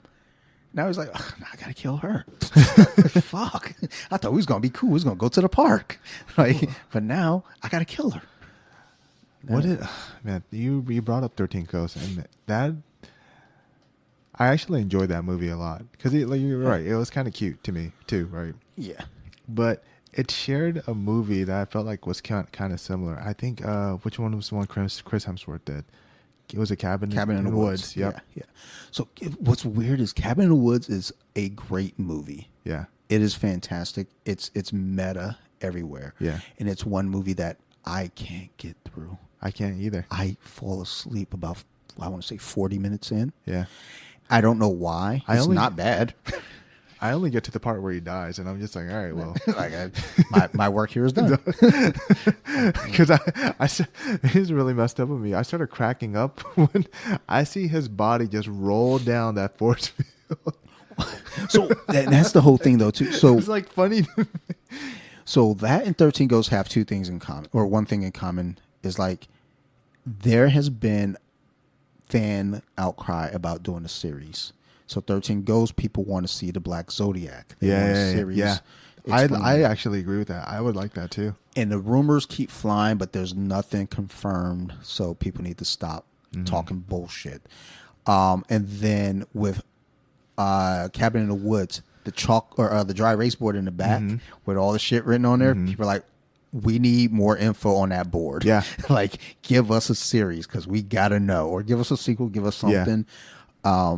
But, I haven't done my schedule for 2026 for So You Like Horror. I need to add Cabin in the Woods. I feel like I'm doing a disservice. I'm not having that. So, we'll see. I think tonight Sarah and I are going to do Sinners. We're going to record an episode on Sinners tonight. That's a deep rabbit hole dive. She did the work. She has so many notes, and I have nothing. You're terrible. So we're going to try to do a little different. So, I need you to do better because I went down a rabbit hole on that one. So she put in the work, which is why I didn't. That was good. Like group projects. Yeah. Like, you go ahead and do You're this. That one guy. I'm going to go ahead and do the poster board and draw a picture. I brought the sticky glue. And I'm not even good at drawing. So they're like, dude, you're a terrible artist. Yeah, I'm contributing, bitch. What do you have so far? Like, if you don't... Well, she started kind of going into like a lot of symbol. So when I do the horror podcast, I like to talk about themes and symbolism. Yeah. That is huge to me. Yeah. And she went into it. She started looking up all these thematic things. There's a lot of folklore involved. A lot of folklore, Easter eggs. So a lot of people, when I listen to other podcasts, horror podcasts, what they do is they tell you the story of the podcast. So they go scene by scene, telling you the story, which I'm kind of against that because it's like, if you're here watching or you're listening to my pod, I hope you've seen the movie. I don't need to tell you the story again. I just want to tell you the story behind the story. But I think tonight what we're going to do, and it's going to take a while, we're going to move the equipment. We're going to set up over there. We're going to watch first scene, pause, talk about what's going on there. We got to give it like maybe 5 minutes. Like, we got to go quick. Go to the next scene. Pause. Come back. And then go there, and then we're gonna try to at the end, like, then start talking about all the stuff that she pulled up, and we might even talk about that during that anyway, if she has her notes, set up that way. But I'm big about themes. I'm big about like talking about, because when we did Horror Through the Decades, I really want to talk about what was going on in the world each decade when a movie came out. Like, how did that affect the films? Yeah. So when we got to the 50s, you're coming off of World War II. Yeah. You know, so all the movies reflected that, talking about them. So you got giant ants, talk about the Blob, Yeah. talking about Godzilla, which was in the 40s, and people were like, "That's not a horror movie." If you watch the original Godzilla, it is actually pretty fucking scary. It is like, and that's the thing about watching these older movies. You have to put yourself in the times. Yeah. You can't watch a movie from what we watched Faust from I want to say the 20s, maybe early 30s. Mm-hmm. And the thing about watching that movie is you have to think, why would this be scary to folks at this time? Well, religion. Mm-hmm. Religion was heavy. When you watch White Zombie, zombies weren't zombies that we know and love now. Yeah. They were, it was had to do with like voodoo and hoodoo, and people are like basically brainwashed. Yeah. Have you ever seen them? Do you ever do like your podcast on shows like Kingdom? So that's going to be 2026. We're going to do, that's the theme. So we're going to do each month, we're going to do a series, a TV series. And I put everything up to a vote on Instagram back in March.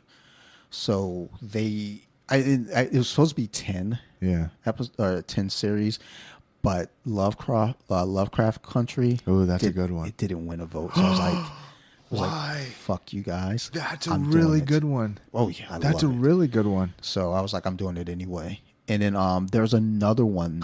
So let me look at. I'm really surprised about that, because if you like Sinners, you really got to dive deep into Lovecraft. Oh my gosh, that one. If you really want to go down a rabbit hole. So this is this year's schedule. Yeah, this is this year. Phil's pissed because I'm making him do the Ring. He's like, I don't want to do the Ring. I was like, bitch, I gave you The Fly and the Thing. You're doing the Ring. Like he's still fighting me on it, but guess what, bitch? You're doing it. All right, so next year, the shows that won the vote: Twilight Zone, Scooby-Doo. So we're gonna do. I'm gonna have Sophie do that one with me. That's cute. Scooby-Doo, where are you? Tales from the Crypt. Wow, that's people. Wow. Are You Afraid of the Dark? So I'll probably have Sophie do that one with me as well. Tales from the Crypt. That's Scream, the TV series. I'm not crazy about it, but it won the vote. So why? It's a democracy. I guess we're gonna do. I'd this. rather do Black Mirror than oh, it's on there. It's on there. It's on there. Yep. Scream, True Blood, Haunting of Hill House, which I can't wait. I'm so excited. Actually, so Haunting of Hill House, Black Mirror, Midnight Mass, which I'm excited about that one. Mm-hmm. Fall of the House of Usher. I cannot stress enough how fucking amazing that show is, and I'm ready. I want to do that first.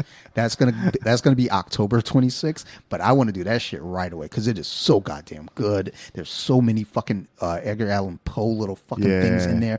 All the episode titles are titled after one of his fucking plays, and oh my god, it's fucking great, man. Like I've watched that show too many times to a point now where it's like you got to get a grip, and maybe. Those are the ones that all won votes, so that's 10. And then the bonus ones I added in there because Black people, Lovecraft Country, and Them on Prime. That one, it's a tough one because we get into some race stuff, and I know some folks don't want to hear that conversation, but it's like no, this is what this was what was going down in the 50s.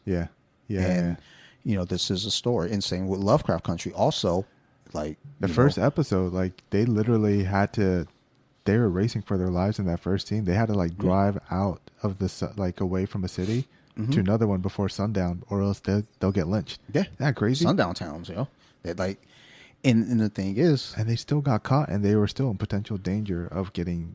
And it was my gosh. Yeah, that's one worth going down. So those two were the bonuses because like they didn't win votes, and I was like, well, fuck y'all. Yeah, I was like, I'm gonna use my power to override. Because I left it up to 10, and I was like, well, there's 12 months, so we're gonna go ahead and do that. I'm gonna add these 2 extras to give us 12-month run. Do you like horror shows that involve historical events? Mm-hmm. I like it because it gives you a base. It gives you something to kind of attach to. Yeah.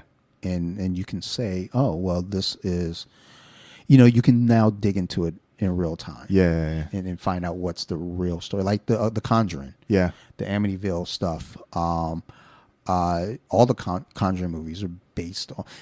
I did an episode on the Conjuring though, and when I started digging, it changed because it was like because I started really reading that they were frauds, the Warrens. So I was like, oh no. and my guest who was doing the episode with me, she's really, really into it. I was like, no, I got to shit all over them. Sorry, but they're frauds. But it's still fun to go back and look at it. What is The Exorcism of Emily Rose was another one. That's a really good one to dig into because in the movie you get one story, but the real life is like she might have been suffering from schizophrenia. Yeah. And probably wasn't like possessed. But it's like, which is it? Like The Exorcist. Yeah. The real life story behind that is super fascinating because it's like, hey, that shit is like not far from here in Maryland. Yeah. It was a little boy, and he still lives. I think he passed away in 2018. But he still stayed in the area. But around Halloween, he and his partner would like leave because once people found out, they would get harassed. But The Exorcist was interesting. So all that shit, and a lot of horror movies do have bases in reality. Scream is based on a real story. Mm-hmm. Nightmare on Elm Street is based on a news report, I want to say from Taiwan. I believe Taiwan, where individuals were dying in their sleep. Mm-hmm. And they didn't know why. And Wes Craven's like, that sounds like the idea of a good story. I mean, look at Supernatural. Supernatural, I feel like the first season was just nothing but urban legends. Yeah. And I thought that was fascinating. And it gives you like it made you want to look these things up. Mm-hmm. Yeah. So when I'm listening to shit, podcasts specifically, like while I'm driving about horror shit, it's bad because I want to look this shit up while I'm driving. Yeah. I'm like, I need a stoplight. Yeah, but you're on you're on 100 and there's no stoplight. That's why I started doing it at work because like I end up like going on YouTube and looking stuff up or like going on Google, Wikipedia, and everything. Like if I can, I at least try to text like a hint to myself to look it up later. But that's what I do to you. Like I literally send you these things, and I'm like, "This is for me later. I don't want to forget." I'm very aware. Sometimes like, oh, what a treat! all these murder cases I look up. Like, what a treat this one is. And it's like weird that you would send this to me. It's like, oh, this is for me. Like, oh, okay, thanks. Like, all right, whatever. Like when I do the notes for Colompton, I text myself like links all week. So once I sit down here, Steve shows up.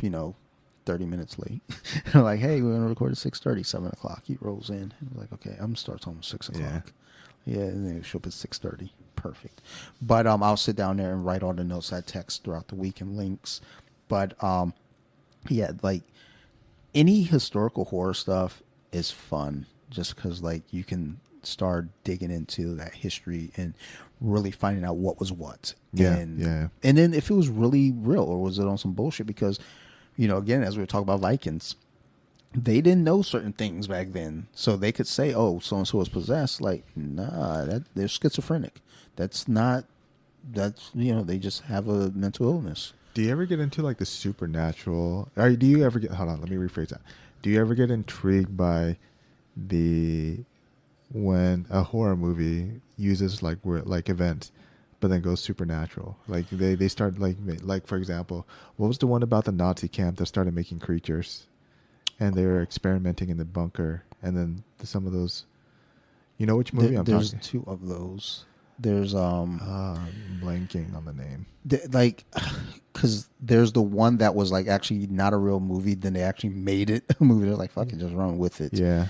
And then the other one, I can't, but I get what you're saying. Yeah. It's like it's historical facts, but now they're shifting it. Yeah. And I don't mind those to a degree. So like when you look at a movie like Abraham Lincoln Vampire Hunter, let's just go. We know how I feel about that. It's like, okay, we obviously know this isn't real. but let's run with. Let's see how fun it is. Because if you're gonna give me It's something fun, like that, it is a fun movie. That's all I want. Movie. It is a fun movie. If you're giving me that, I need it to be fun. You just need to go. But if you're gonna give me that shit and it's not fun, it's like, then what are we doing? At that time, that movie was actually not that bad. I think What was that? 2001. It had to be super early 2000s. So I think it was a little later because I burned a copy of that. I got it from Redbox. 2003, 2004. Because but I never like finished it. Like I burned the copy. I was like, yeah, I got this, and then I was just like, I think I'm good.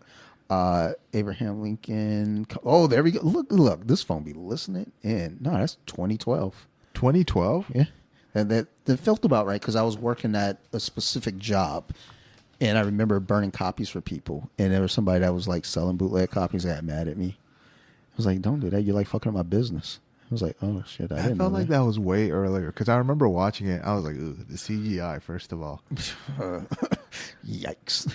Interview with the Vampire was looking better than this. Like interview with the Vampire is a weird one too because I have to every year when I'm doing my horror run, I have to ask people like, "Do you think this is a horror movie?" And most people are like, "No," but then we did an episode where we kind of broke down, like the definition of what's a horror movie. Yeah. Because you get those movies where It felt like an erotica movie to me. Not gonna lie. So like a gay one. Two things can be right at the same time. Because Mark. I want to call you. I love that movie, honestly. But that I'm glad I looked over. I didn't have the fucking thing turned on. This shit was about to shut off on us. God damn! Like we were sitting here rapping and everything, chilling, and I was like, "Oh, battery dying. Oh, I got to turn on the plug." Yeah, when I first saw the movie, I didn't realize the tension between the two guys because I was, oh my god, I was like 10. Yeah, I was gonna say I was a kid. I remember seeing it in theater. I was old enough to understand. Like, I think they might be gay. And it's like, but that was kind of the whole thing with the vampirism. Though Yeah. it's like there's an eroticism to it that's like, it's like, would you say pansexual maybe? Like where it's like, yeah, look, you're not my type, but you're here. It's like, geez, Louise. Like, I'm just trying to feed. Yeah. Like, oh, okay. And maybe fuck. Whoa. You can't kill me. We're not doing necrophilia. No, you're not going to be dead. Well, you'll be dead, but you won't be dead. It's like, oh, you're starting to get weird, dude. Just drop me. Just drop me in the ocean. But we went over this discussion about like what's a horror. Because when Silence of the Lambs swept the Big Five in 90, it got switched from horror to thriller. Wait, really? Uh-huh.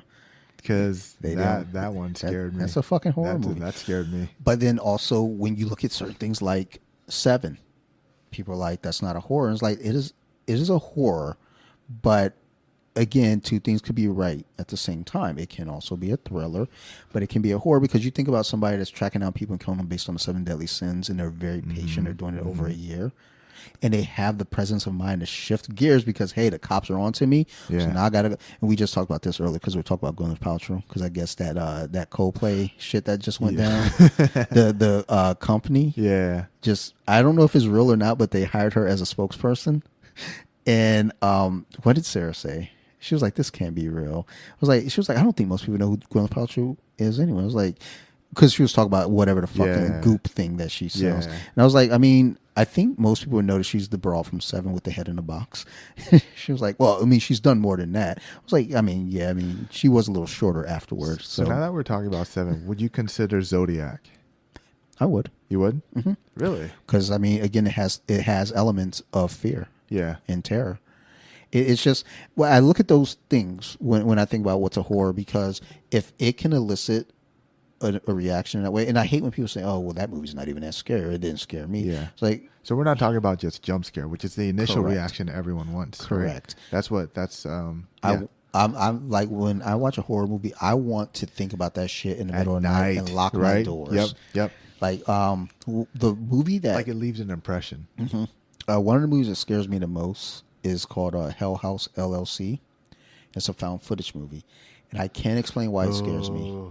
I don't know why it scares me. I stay away from those. I have to, because I can't sleep at night. You know what's fucked up? Those when Sarah goes to work, I tend to put that movie on. to torture myself. Oh, you're And crazy. and then I make sure the Crazy. doors are locked. Crazy girl. I turn on all the Crazy. lights, walk downstairs. I don't come to the basement for sure. I don't be fucking with the basement after dark. I think I'm recording in 2 weeks now here, like after Sarah goes to work, and I'm like, ugh, I made a poor choice. I shouldn't have said, yeah, let's record on that day. But those are the types of movies that like I watched them and I think about that shit later, and I'm like, fuck. Like I can't stand jump scares. And I think when people think about horror, also they think about jump scares, but they also think about slashers. They think about ghosts. They think about They want the gory monsters. stuff. Yeah, and it's like and I get a lot of shit for this one, but The Good Son with Macaulay Culkin, that is a fucking horror movie, and people are like, it is not. I was like, are you a parent? No, I might be confusing that one. Which one is that one again? It's got Frodo in it as his little cousin, Uh-huh. and he moves in with the family. And Macaulay Culkin's a little monster. He killed his baby sister. He's trying to kill Frodo. There's a scene that kind of always stands out where he's got like he makes like a bolt gun. Yeah. And he shoots the dog. Okay. Yeah, I think that is the one I remember. But that that shit's terrifying. People are like, it's not scary. It's like, are you a parent? No. Then, horror also it adjusts to people. It's like if you're a parent, certain movies are going to be scary. Like we need to talk about Kevin with Ezra Miller. Remember Orphan? Well, Orphan, that's terrifying. That. Joshua is another one. These are movies with kids. Oh, I need to reach out to this one chick, Sid. And I hope she hasn't done it yet, but I want to do an episode with her. She has a podcast called Hello Sydney. And she always says, I hate that people give her the credit. It was like, bitch, that fuck them kids has been around forever. Yeah. It was like, I learned that from her. It's like, bitch, I've been saying that since fucking 2001. Like, because I was a preschool teacher. Yeah. And the kids would get on my nerves. Like, yo, fuck them kids. But I want to do an episode with her titled "Fuck Them Kids," and we're going to talk about like kids in horror, Children of the Corn, Orphan, The Good Son, Village of the Damned. You do Pet Cemetery? Pet Cemetery. Fuck that kid. I will punt that little motherfucker.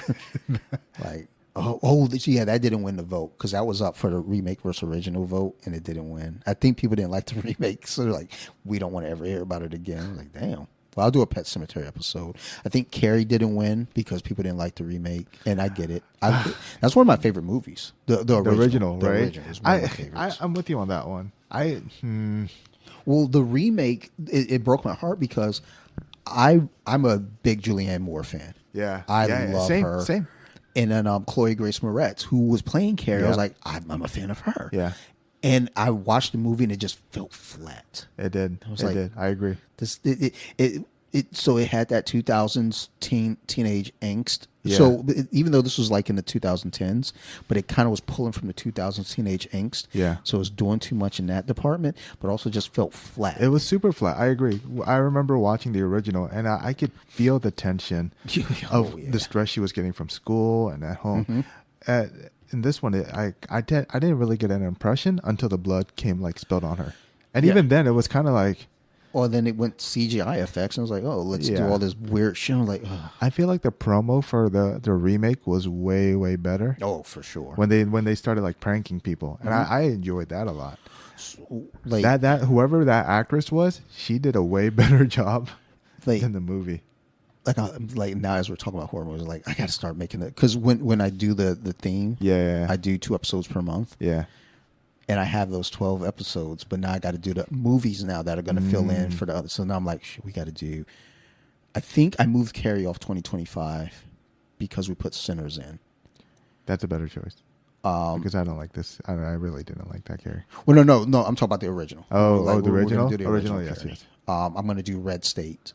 You ever thought about doing a comparison? Like what are the subtle differences in your opinion about what made this remake not good versus the original? We kind of talk about that with this year's theme, remake versus original. We do talk about, we did The Wicker Man, and that one was a fun one. And it was a surprise that won a vote. But the original Wicker Man is so fucking good. In the Nicolas Cage remake, not fucking No. good. Mm-mm. But when you kind of do the comparisons on like what made them different first, it's like, well, that one was more of like a religious, like he's trying to force his religion on these women on this island, whereas Nicolas Cage isn't so much doing that, but they have the same mission. They're looking for a kid, Rowan. They're looking for Rowan. In the original, Christopher Lee, who has played Dracula, Saruman from Lord of the Rings, Count Dooku, Star Wars. Man, that guy has a fucking good resume. At one point, he had been he in has more a really movies good resume than anyone in history. Yeah. I don't know if it's still the record, but like he's so fucking good. But in Wicker Man, I mean, he was basically the guy on the island. He was kind of the I can't remember what they called him, but he was like kind of the, I don't want to say the leader of the cult, but he was definitely, pulling the strings. Yeah. And dude, it's one of those movies that's so fucking good. But when we were talking about the comparison between the two, we're looking at like why did, because we don't want to do like which one's better. I don't like playing that game because a lot of people, again, they have their opinions. Episode 100 will land on Halloween night, actually. And we're going to do remake versus original. Yeah. Halloween 1978 versus Rob Zombie's 2007 Halloween. Ooh. And I don't know if we're going to do it live. I talked about getting the crew together. It's supposed to be Phil, Sarah, maybe Joe, my buddy Joe, who does Nerd Rage. Teresa has been banned from the podcast, so we might bring her back because she and we've always done Halloween episodes, like the movie Halloween. I talked to her yesterday. We're still good. I mean, she's still my baby sister, but she left me high and dry on 2 episodes, so she got cut off. She's the reason that the podcast even started. She and I are like, let's do a podcast together, and like, let's do horror. Yeah. I was like, I can't do that without Sarah because Sarah's seen all the movies with me, so she has to be in. And I was like, let's bring Phil in. He was like, I'm not really a horror guy. I was like, Phil, you are a movie fan. You're passionate, so you're going to be perfect. Yeah. And then Joe watches a lot of fucked up shit. If I'm not sending fucked up shit to you, I'm sending fucked up shit to Joe.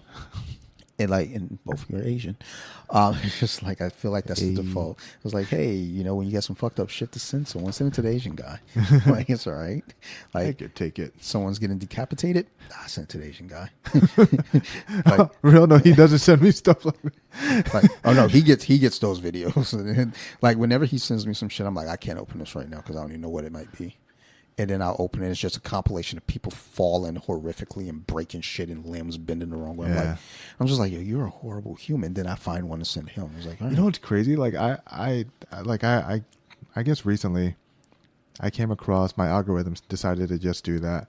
So I came across how people like free fall from skydiving and still survive when their parachutes don't work. Yeah. And I get so scientific, like invested in all of that. Because like there's like actually like a proper way to fall and survive, and even though like maybe 80% of your bones are gonna break, you're still going to live. Yeah, you'll make it. That's crazy. Like the stress factor and how to calm yourself and how to like that. Oof. I'm gonna let you know now. It's not something on my bucket list. Nope. My wife wants to go skydiving. I was like, all right, well, update the will. I would never. Leave me all the 20s, the 20s of dollars that we have in savings. But yeah, We'll do that Halloween episode, but I don't want to get trapped in the comparison game because or which one's better, because I love Rob Zombie's Halloween. I love the original, and you have a lot of people who hate that one, and it's like, okay, then hate it. But I'm not here to say which one's better, because like I know with the Wicker Man, it is very clear when you watch that Nicolas Cage remake. It's fun for its time, 2006. So again, it's in that era, but it's not a good movie in the sense of like, do I want to watch it again? No. But I think in the original one, there's a lot of fucking going on. So it catches you off guard when like you're just watching. All of a sudden, there's like that original Wicker Man kind of reminds me of the which movie? Midsummer. Yes. Because I've been getting a lot of messages about that. They're like, are you going to do Midsummer now? And I was like, that one. Ooh. It'll get added to the list. Ooh. Because there's a lot. I know people are talking about. Let's hear Hereditary. Let's hear. That's the one I'm staying away from. So the Ari Aster movies are really can't do that. I hate it. I can't. So I hated it the first time. I watched it again and I was like, okay, I can appreciate it now. But if you really want to, if you gotta accept everything that happened in that movie as as horror entertainment, because it's really messed up. It's really messed up. I think a lot of Ari Aster movies though too get into these weird pockets of like groundwork. You got to like do research and like understand others. Like, which I'm not into that. It's like so Sinners is a different example because it's like after the fact. Yeah. Like I don't want to go into a movie like, okay, you got to fucking read this fucking 10-page report. It was like 10 pages. Well, first off, what's nice is what Ryan Coogler's going to see, what his aim is at least, right? So that cuts out like half the work. Yeah. It's like when folks watch Sinners, I haven't heard any complaints. I've heard minor complaints. Like what? I just had an attitude because trust me. When I would see complaints, I was like, "Bitch, what's wrong with it?" And it was like, we square up. Like, don't throw leg kicks. I got a bad knee. Like the one complaint I heard was the Klan stuff at the end. It was a little overkill, and my response to that was because they're like the Klan doesn't have to always be the bad guy, and I was like, well, you got to consider the time. Yeah, no, they're the bad guy. That was the bad guy.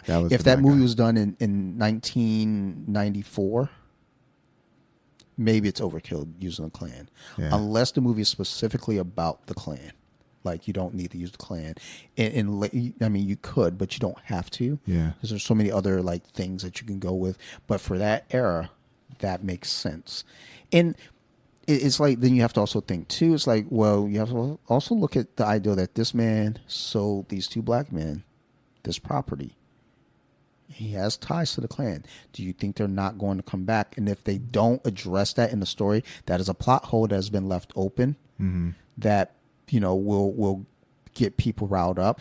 And Ryan Coogler's the kind of guy, he's filling all those spaces. So, don't forget there was this guy, he might come back. And it's also even mentioned with the Grandmaster's nephew. Yeah. When the vampires come to the barn. Yeah. Or they're talking about it later on. They know they're setting them up.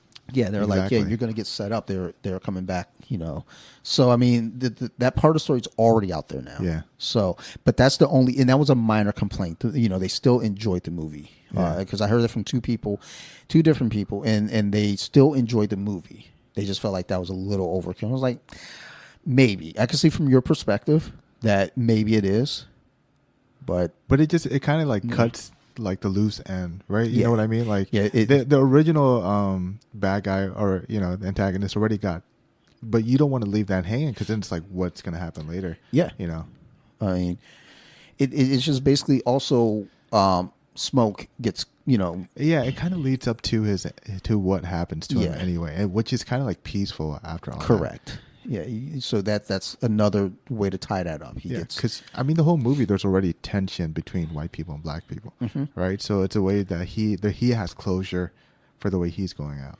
I can't wait to do this episode tonight with Sarah now, because as we're talking, I was like, oh, I'm fucking amped, even though I don't have any research done.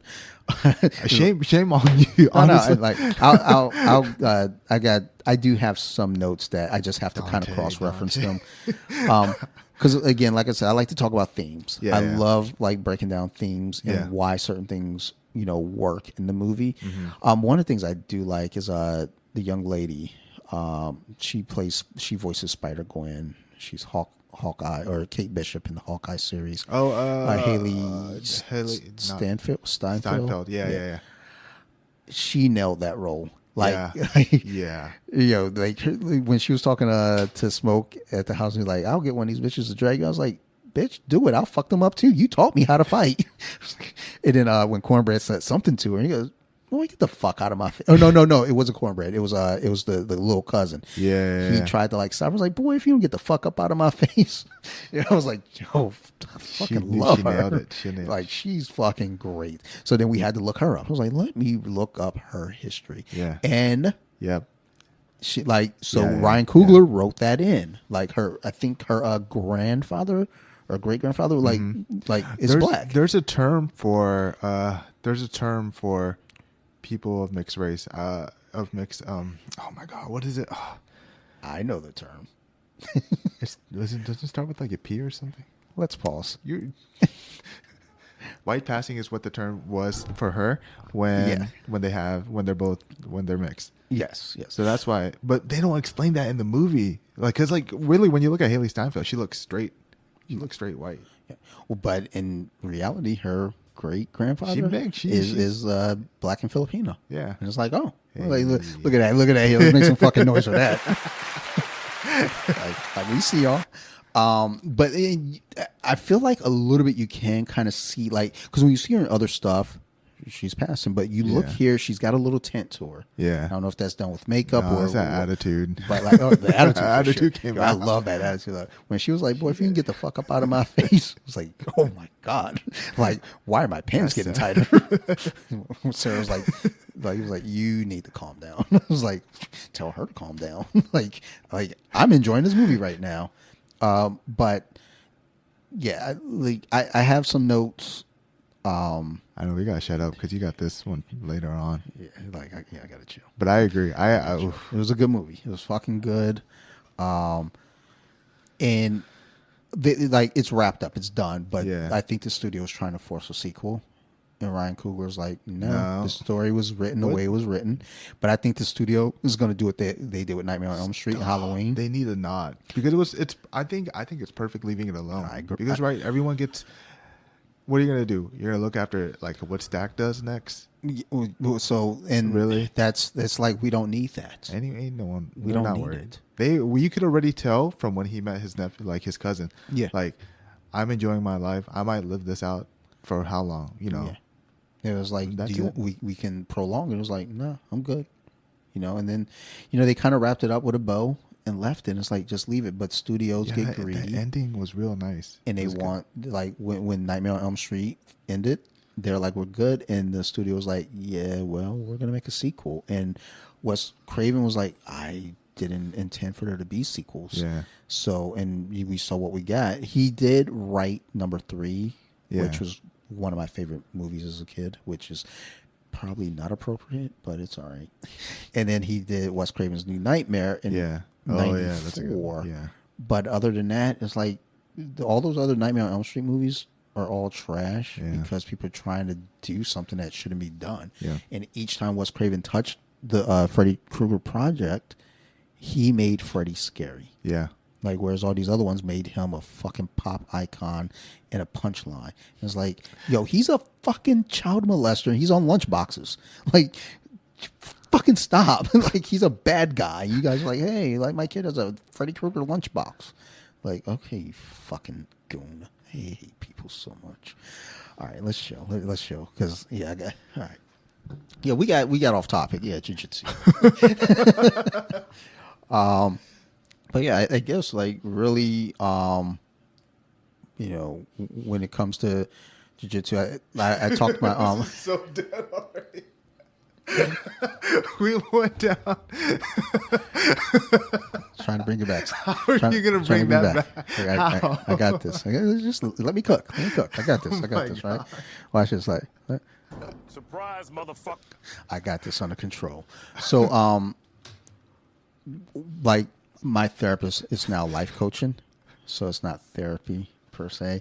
And we were talking about goals. I remember when we set at the beginning of the year, my goal was like, I need to work towards purple. Mm-hmm. Like, I know people give a hard time, like, don't work towards belts, work towards experience. And it's like, whatever, dude. Like, it's still something that's in front. Yeah. And, you get to a certain point, that midway point is like, let's revisit what your goals are, what you're doing. Because the goals are like stuff with the podcast and then jiu-jitsu stuff. Because those are pretty much the main things in my life besides my family. And I was like, okay, so I have to evaluate grappling for me an ideal of what am I doing away from the mats that's hindering me on the mats.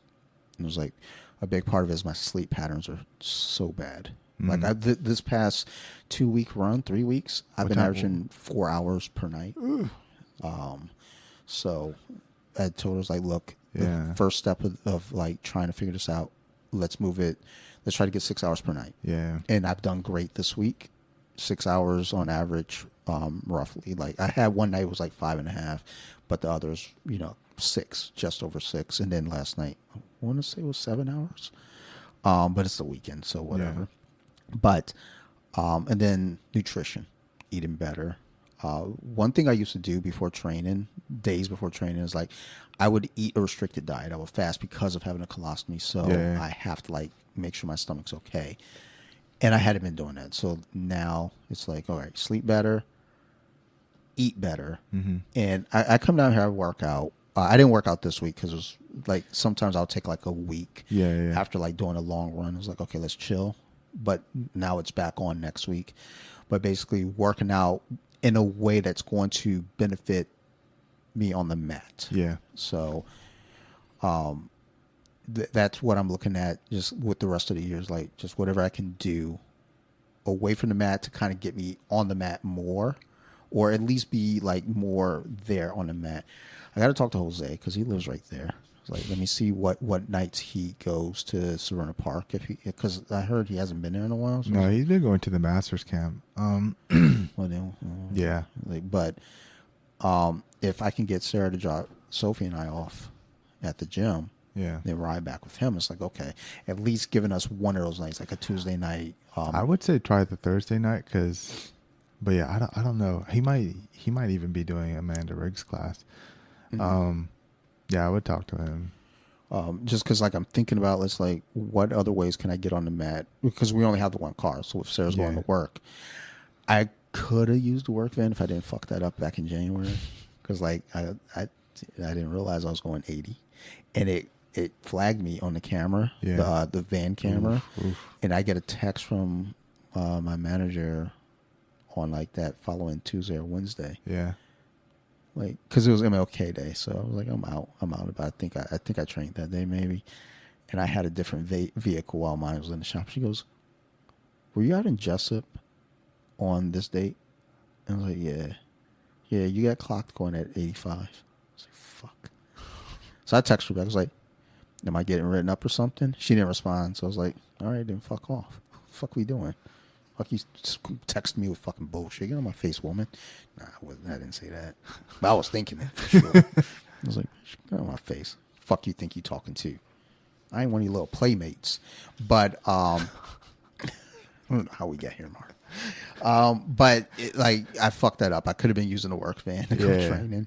You ever think about doing? So do you want to? Like, what are the weekends like for you? So basically, like tomorrow. What's tomorrow? So I'm home. Like, so the whole thing with the Sunday class, it throws me off because I'm like, I'm so used to Saturday being 11:30. Yeah. So when I wake up, it's like, I'm like, slowly. Yeah. So I have to like make it a thing of like, I am going on this day. Yeah. Like I have to know this is where I'm going at this time. I say go to Coach Phil's class tomorrow. Yeah. Well, because I remember Jose came in and mentioned that class. I was like, okay. And like I like that idea, and we talked about it a little bit. I was like, I mean, it's available. I mean, that could be your 3 days right there: Friday, Saturday, Sunday. Well, yeah, I mean, that's not terrible. It's like I wanted to try to again just get something during the week. Yeah. And the reason I was saying Tuesday is because it gives me that there's Wednesday, like a spread. Wednesday and Thursday because I come back on Friday. I can't go Thursday night and come back Friday night and then go Saturday morning. Yeah. At 47, like, look, I'm brittle, and those Friday night boys, like. Sure, I can handle them, but they ain't got no chill most of the time. They don't even know. They just be trying to run through me. I'm like, yo, you got to chill, son. You should sit guard. Like, you should just sit down. I do. Just play guard. I do a lot of times because a lot of wrestlers don't know what to do. They're like, I'm going to get around you and pin you. It's like, yeah, you'll get around me, but you don't know what you're doing. Like, I mean, they know how to pin you, but it's like, you don't know how to keep me from getting back to guard. Yeah. I'm going to get to guard, and I'm going to sweep you. Then I'm going to put my cup into your sternum, and then you're going to tap, and then I'm going to fucking mother's milk you, and then you're going to get mad. And I was like, good roll. I think you should be a bottom player. You should do Barambolos. Nah, let's relax, Mark. You got to chill. So. Let's be a Barambolo. No, not at all. That's absolutely not happening. No, like I do it on accident. It's like, like if I'm there, it's like, oh, I can do this. But if I'm consciously thinking, it's like, like if we're doing warm ups or drills, it's like I'm not doing this shit. But if we're like in mid roll, it's like, oh, guess what I can do, and then Like, oh my God, you can do that. I was like, no, it just happened. But like the big thing is trying to take care of myself in a way that I know once I get on the mat, I feel good. And then also getting that extra day. I don't know how long this water's been here, but let's try it. I don't think this is water. I don't know what it is, but that tastes a little funny. It's definitely been down here for months. Well, I mean, like, you get, like, Friday and Sunday, they're both, like, 2 hour, like, 1 hour days. You know what I mean? And, like... Oh, that's 1 hour? I thought it was... I thought Sunday's only, like, 10 to 11. That's what I'm saying. Like, you get your sparring, and Friday you can get mostly drilling, like, takedowns and stuff. Yeah. Like, right now we're working on passing. Yeah, I was actually going to go this, like, yesterday. I was like, I came home, like I was telling Sarah, like, what I like about Saturday and even Sunday is the idea of, like, I'm starting my day. Yeah. Versus end of the day. And I hate rushing. Yeah. It's like I get home, it's like, oh, shit, I got to get ready. Yeah. Because, like, I want to take a shower. I want to put my balls in your face. They ain't been cleaned. So, I like the, the shower. I'm a considerate lover, Mark. I don't know if you guys know this, but, like, when I'm out there on the mats, I care about y'all motherfuckers. Like, just from the heart. But no, like, and I know it's like a bullshit excuse because it's like I've gone to those classes. Yeah. It's just like I let it get in my head. Like, because I'll come home and I'm like, I want to sit down and talk to my wife. My kid wants to, like, show me, like, Dad, look, I could do a cartwheel, and then she face plants. And I'm like, good work, kid. Like, are you adopted? The fuck? Like, oh, your mom can't do a cartwheel either. So, I see. Now it makes sense. It all makes sense now. Meanwhile, I'm out there just fucking cartwheeling through the parking lot like a fucking monster. But, I come home and, I want to do the family stuff. Because I always try to explain to Steve, because he always wants to go out. I'm like, dude, I actually enjoy being around my family. Yeah. People may, like, joke about that shit. You see it on TV. And it's like, no. I love my family. Yeah. Like after we get done recording, I'm going to do my notes. I'm going to hang out with, with the kids. She's going to watch some bullshit Nickelodeon show. Then I'm like, yo, the acting's so bad and I hate these kids. But I love that she watched Goosebump already? She has. So she's kind of in and out with Goosebumps. She's been watching what's Bunked, some camp show. I think it was like 2016. I guess. What about Are You Afraid of the Dark? She's watched that. She's into the old one. Yeah. Oh yeah. She's into. She likes those. She likes the newer ones because they're kind of serialized, so they connect. So she likes those. She actually sat and watched Lost with me, like the entire series once. I was like, this is wild, but okay. You watch Lost with me, and that was part of the treadmill. So I come down here, get on the treadmill, and she'd come down here, sit on the couch, and watch Lost with me. And there's some things obviously not kid friendly, so I have to skip through it. But for the most part, like we'd watch it away from like working out. And I remember the episode where Charlie died.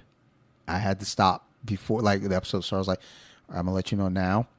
Because she's an emotional kid. I'm very emotional too. And that's what I was like, but I try to like help her with the emotions. Like, you have to ask yourself, is this worth crying over? Whenever she gets really upset. When we were watching that episode, I told her before it comes on, there's going to be a character that's going to die. It is going to be very emotional. You're going to probably cry. And I understand. I will cry with you. Just giving you a heads up. And we watching when Charlie died, it was like, she just fell over and I hugged her. I was like, I know, kiddo. I know. Shit is tough. Like it is brutal. But yeah, she like now she's 9, so she's getting kind of into her own thing. Like I want to do my own stuff. I want to watch my own things. I have my own personality. And there are times where I'm like, I see why my grandfather probably wanted to send me back to Detroit. Because sometimes my kid will do shit, and I'm like, that's wild. Yeah. You're a wild kid. Like, why are you so dramatic? It's like, I'm 9. It's part of my soul. It's like, oh my God, chill. Like, no more sugar for this one. But yeah,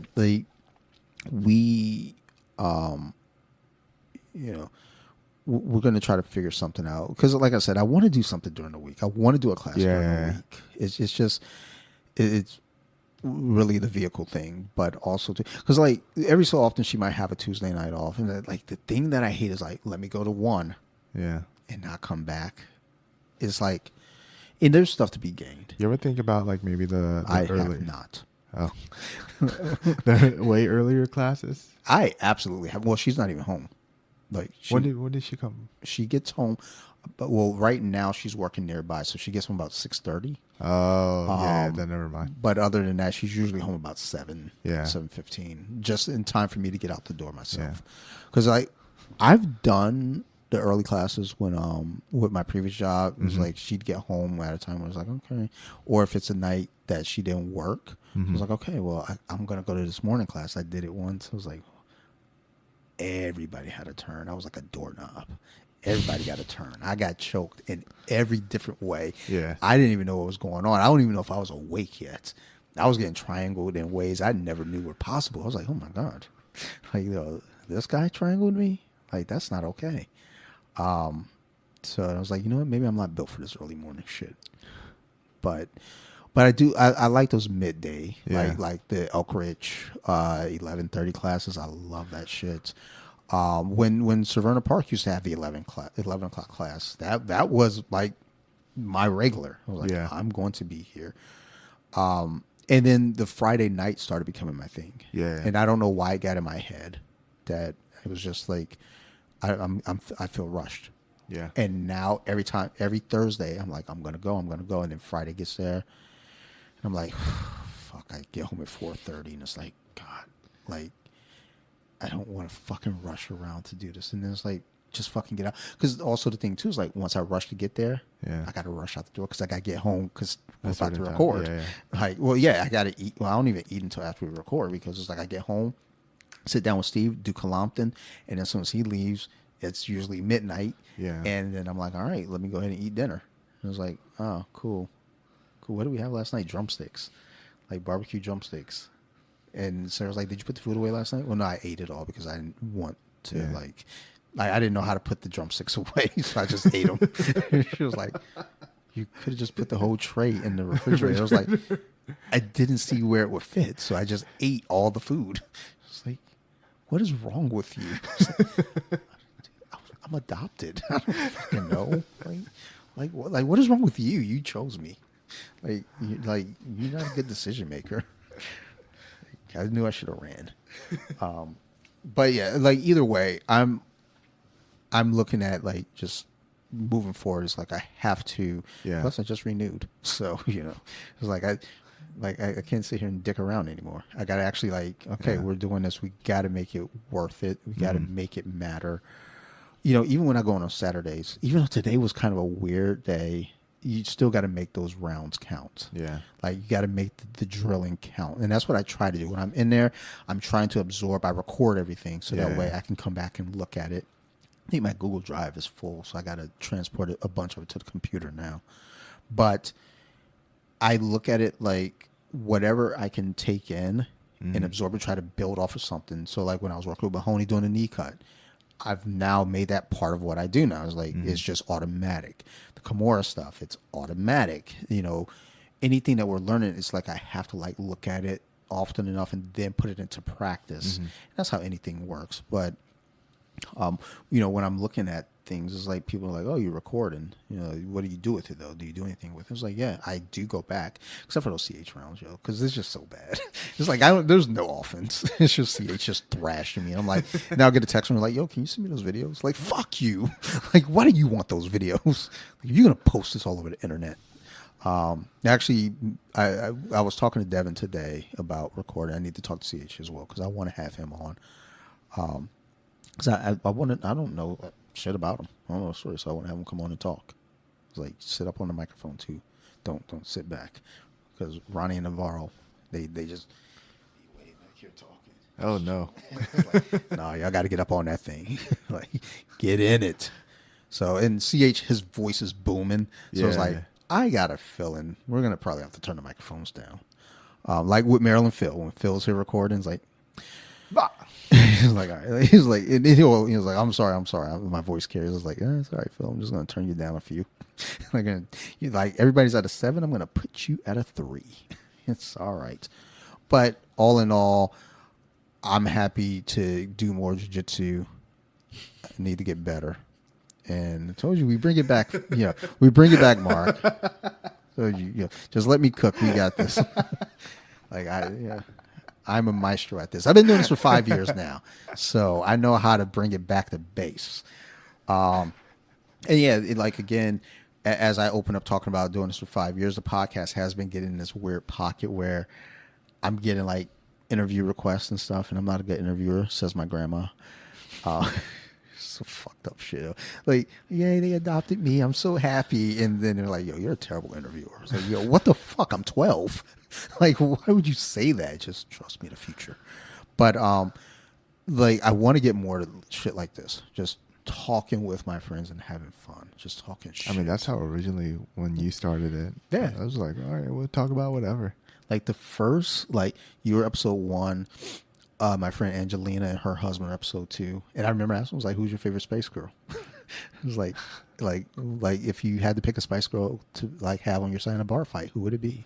Scary Spice. Of course. 100%. Scary, Sporty, she's a dark horse, but Scary is the one I'm taking That's first. the duo you want right there. Yeah. Oh, that's easily. the duo. We are cleaning that bar out. 100%. And 100%. then, what is it? I always call her Black Spice, Lesbian Spice, Bitch Spice, and Blonde Spice.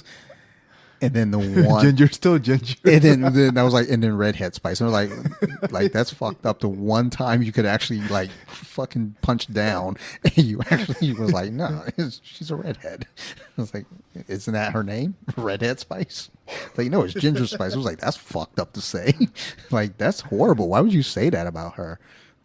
Literally the spice she was given. All right, that was a radio edit. But we're back. So yeah, this has been the fun doing this pod for the last 5 years. It's gotten weird lately, so I want to get back to base and start just fucking having fun again. Like I tell people when they come on for the first time, it's really laid back. It's chill, like you said. Like, shit, I forgot we were recording. That's always what I want to go for. I want people to forget that we're doing a podcast. I want people just to chill, have a good time, and just let loose. It's a fun time. So we're getting back to that in year 5, and I got some emails that I'm just look, unless you want to come on here and really talk some shit, come do it. But otherwise, I don't think I'm in for serious conversations for the next year. I'm dick and fart jokes the rest of the way. It's about to get really gnarly. But Mark, thank you as always for doing these anniversary episodes, and you did 250 with us when you all got promoted to purple belt. Hey, episode 300 is coming up, and I have an ideal. It's one of 2 ideals. I just haven't decided which one yet. Because you all did 200 with me, and it's kind of something similar, or I might switch the grouping up. Depends. But either way, thank you for doing this. Thank you for always supporting the pod. Thank you for just being a great teammate. Thank you for everything except for wrist locking me in the triangle. That's fucked. But I still appreciate you as a human. But I'm never going to forget that shit. And there's going to be one day you're going to be hanging off a cliff talking about, yo, bro, pull me up. And I'm like, this is a perfect time for a wrist lock. And I'm going to pull you up, but I'm wrist locking the fuck out you on the way up. But no, thank you for everything, dude. Before we get out, shout outs, mentions, anything you want to leave our listeners with? Shout outs to my sponsor, Kalina, which is a Filipino brand jiu-jitsu company. You guys can use my code. It's on my Instagram page if you want to check out what they have. Also, shout outs to John Fit Meals. Obviously, they're, I guess, in the DMV area. They're one of the guys who help with meal prep for a lot of athletes. It doesn't even have to be jiu-jitsu. It could be MMA, powerlifting, stuff like that. So shout outs to them. Shout out to our team Crazy 88. Obviously, we're still going strong. Still trying to kill it. So, do you have a promo code with John? No, I just love Shane. Shane's my boy. Shane's cool, but we need to get a promo code. Shane's my boy. I've seen mad codes, but it's like, why don't we got codes? He was supposed to actually come on, but we couldn't link up the time. So I got to start reaching out to him again and try to sort that out. He's going to be busy. I know homeboy's busy right now. Yeah, he's like always busy. I think the one time we were able to kind of get a date locked down, like some shit came up and I was like, okay, well, we'll shoot for it again. But I want to get him on the pod and get a promo code. Like, give me a promo code, son. Just one. I don't even need a full promo code. Just give me a promo. Like, or a code, whichever, or I don't know. I don't care. Just come on and be a guest. He's putting in work though. He's really supporting basically a lot of the athletes in the DMV area. So you gotta really give it up to him. I actually gave his information to Steve because Steve lifts and he's talking about like oh, excuse me, what the fuck was that? It was a burp, I guess. But Steve was talking about meal prep stuff, and I was well, let me get you this dude's information. Yeah, I forgot to give Mahoney's code. Like, use the promo code. Even I'd be forgetting to use the codes too. So hey, make sure y'all using promo codes. I'll put these things in the show notes as always, and I'll make sure to put your link for sponsors and the code in there as well. So thank you for that. And as always to the listeners, thank you. We love you guys. Thank you for being here for 5 years with me. If y'all got any questions, concerns, criticisms, please feel free to reach out. You can always find me at bjj.wiki on Instagram. And I was about to say, so you like horror? I forgot where the fuck I was at. So we were talking about, literally, this is technically a horror episode, too. I might actually drop this next Friday also for the horror pod. Just double that shit up. Seriously, I'm like, what about the Sinners episode? Girl, go sit down. But yeah, you find me at bjj.wiki on Instagram and also Off the Mats Podcast as well on Instagram. If you want to be a guest, reach out. But I'm letting you know right now, we're not doing serious stuff. So if you're trying to promote a book, we're not doing it. Like, we'll promote the book, but we're talking silly. I'm probably gonna cuss a lot. And if you want to promote, like a meal prep thing, I'm gonna cuss a lot. And if you want to promote nutrition, because I got that A1 Grappler poster over there, don't come here and promote that. We're talking a lot of shit and I'm cussing a lot.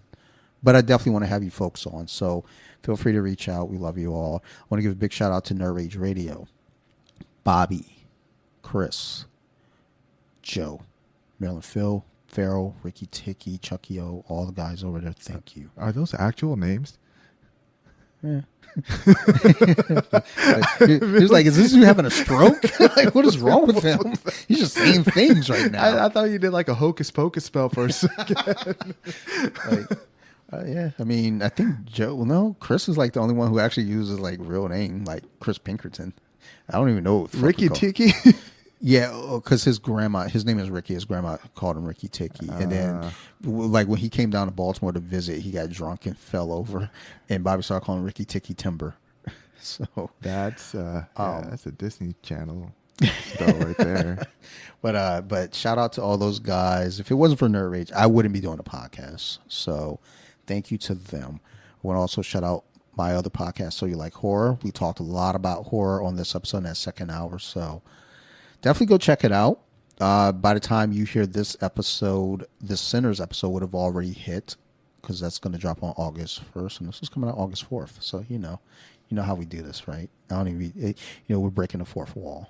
But go check it out. It's weird to say breaking the fourth wall. I'm talking to people anyway. That's fucking dumb. Hey, retract that statement.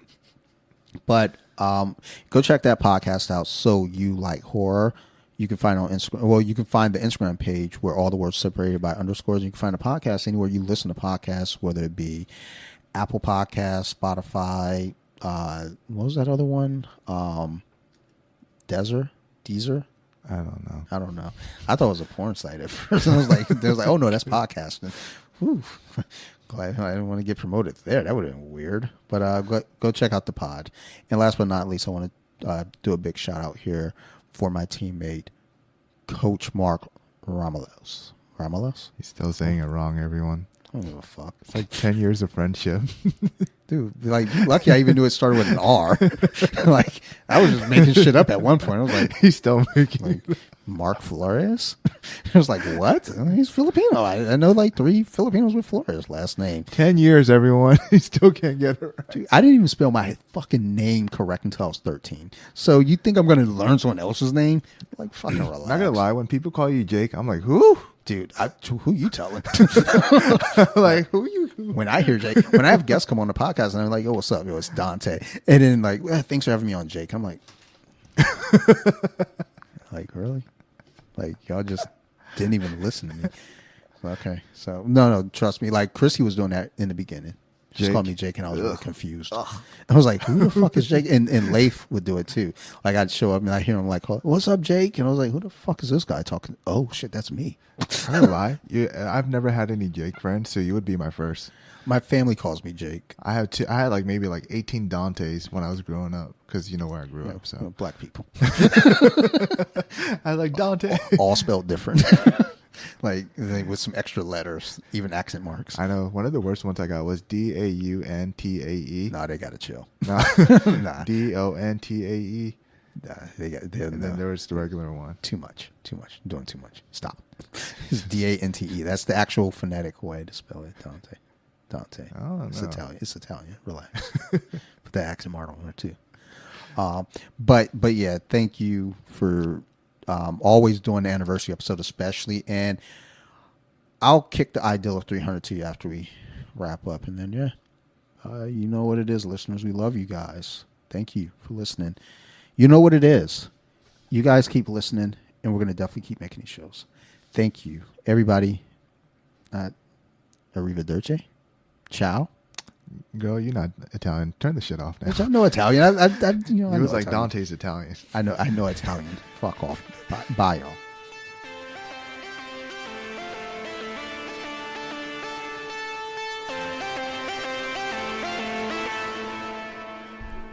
They were with it. Now let me sing a song.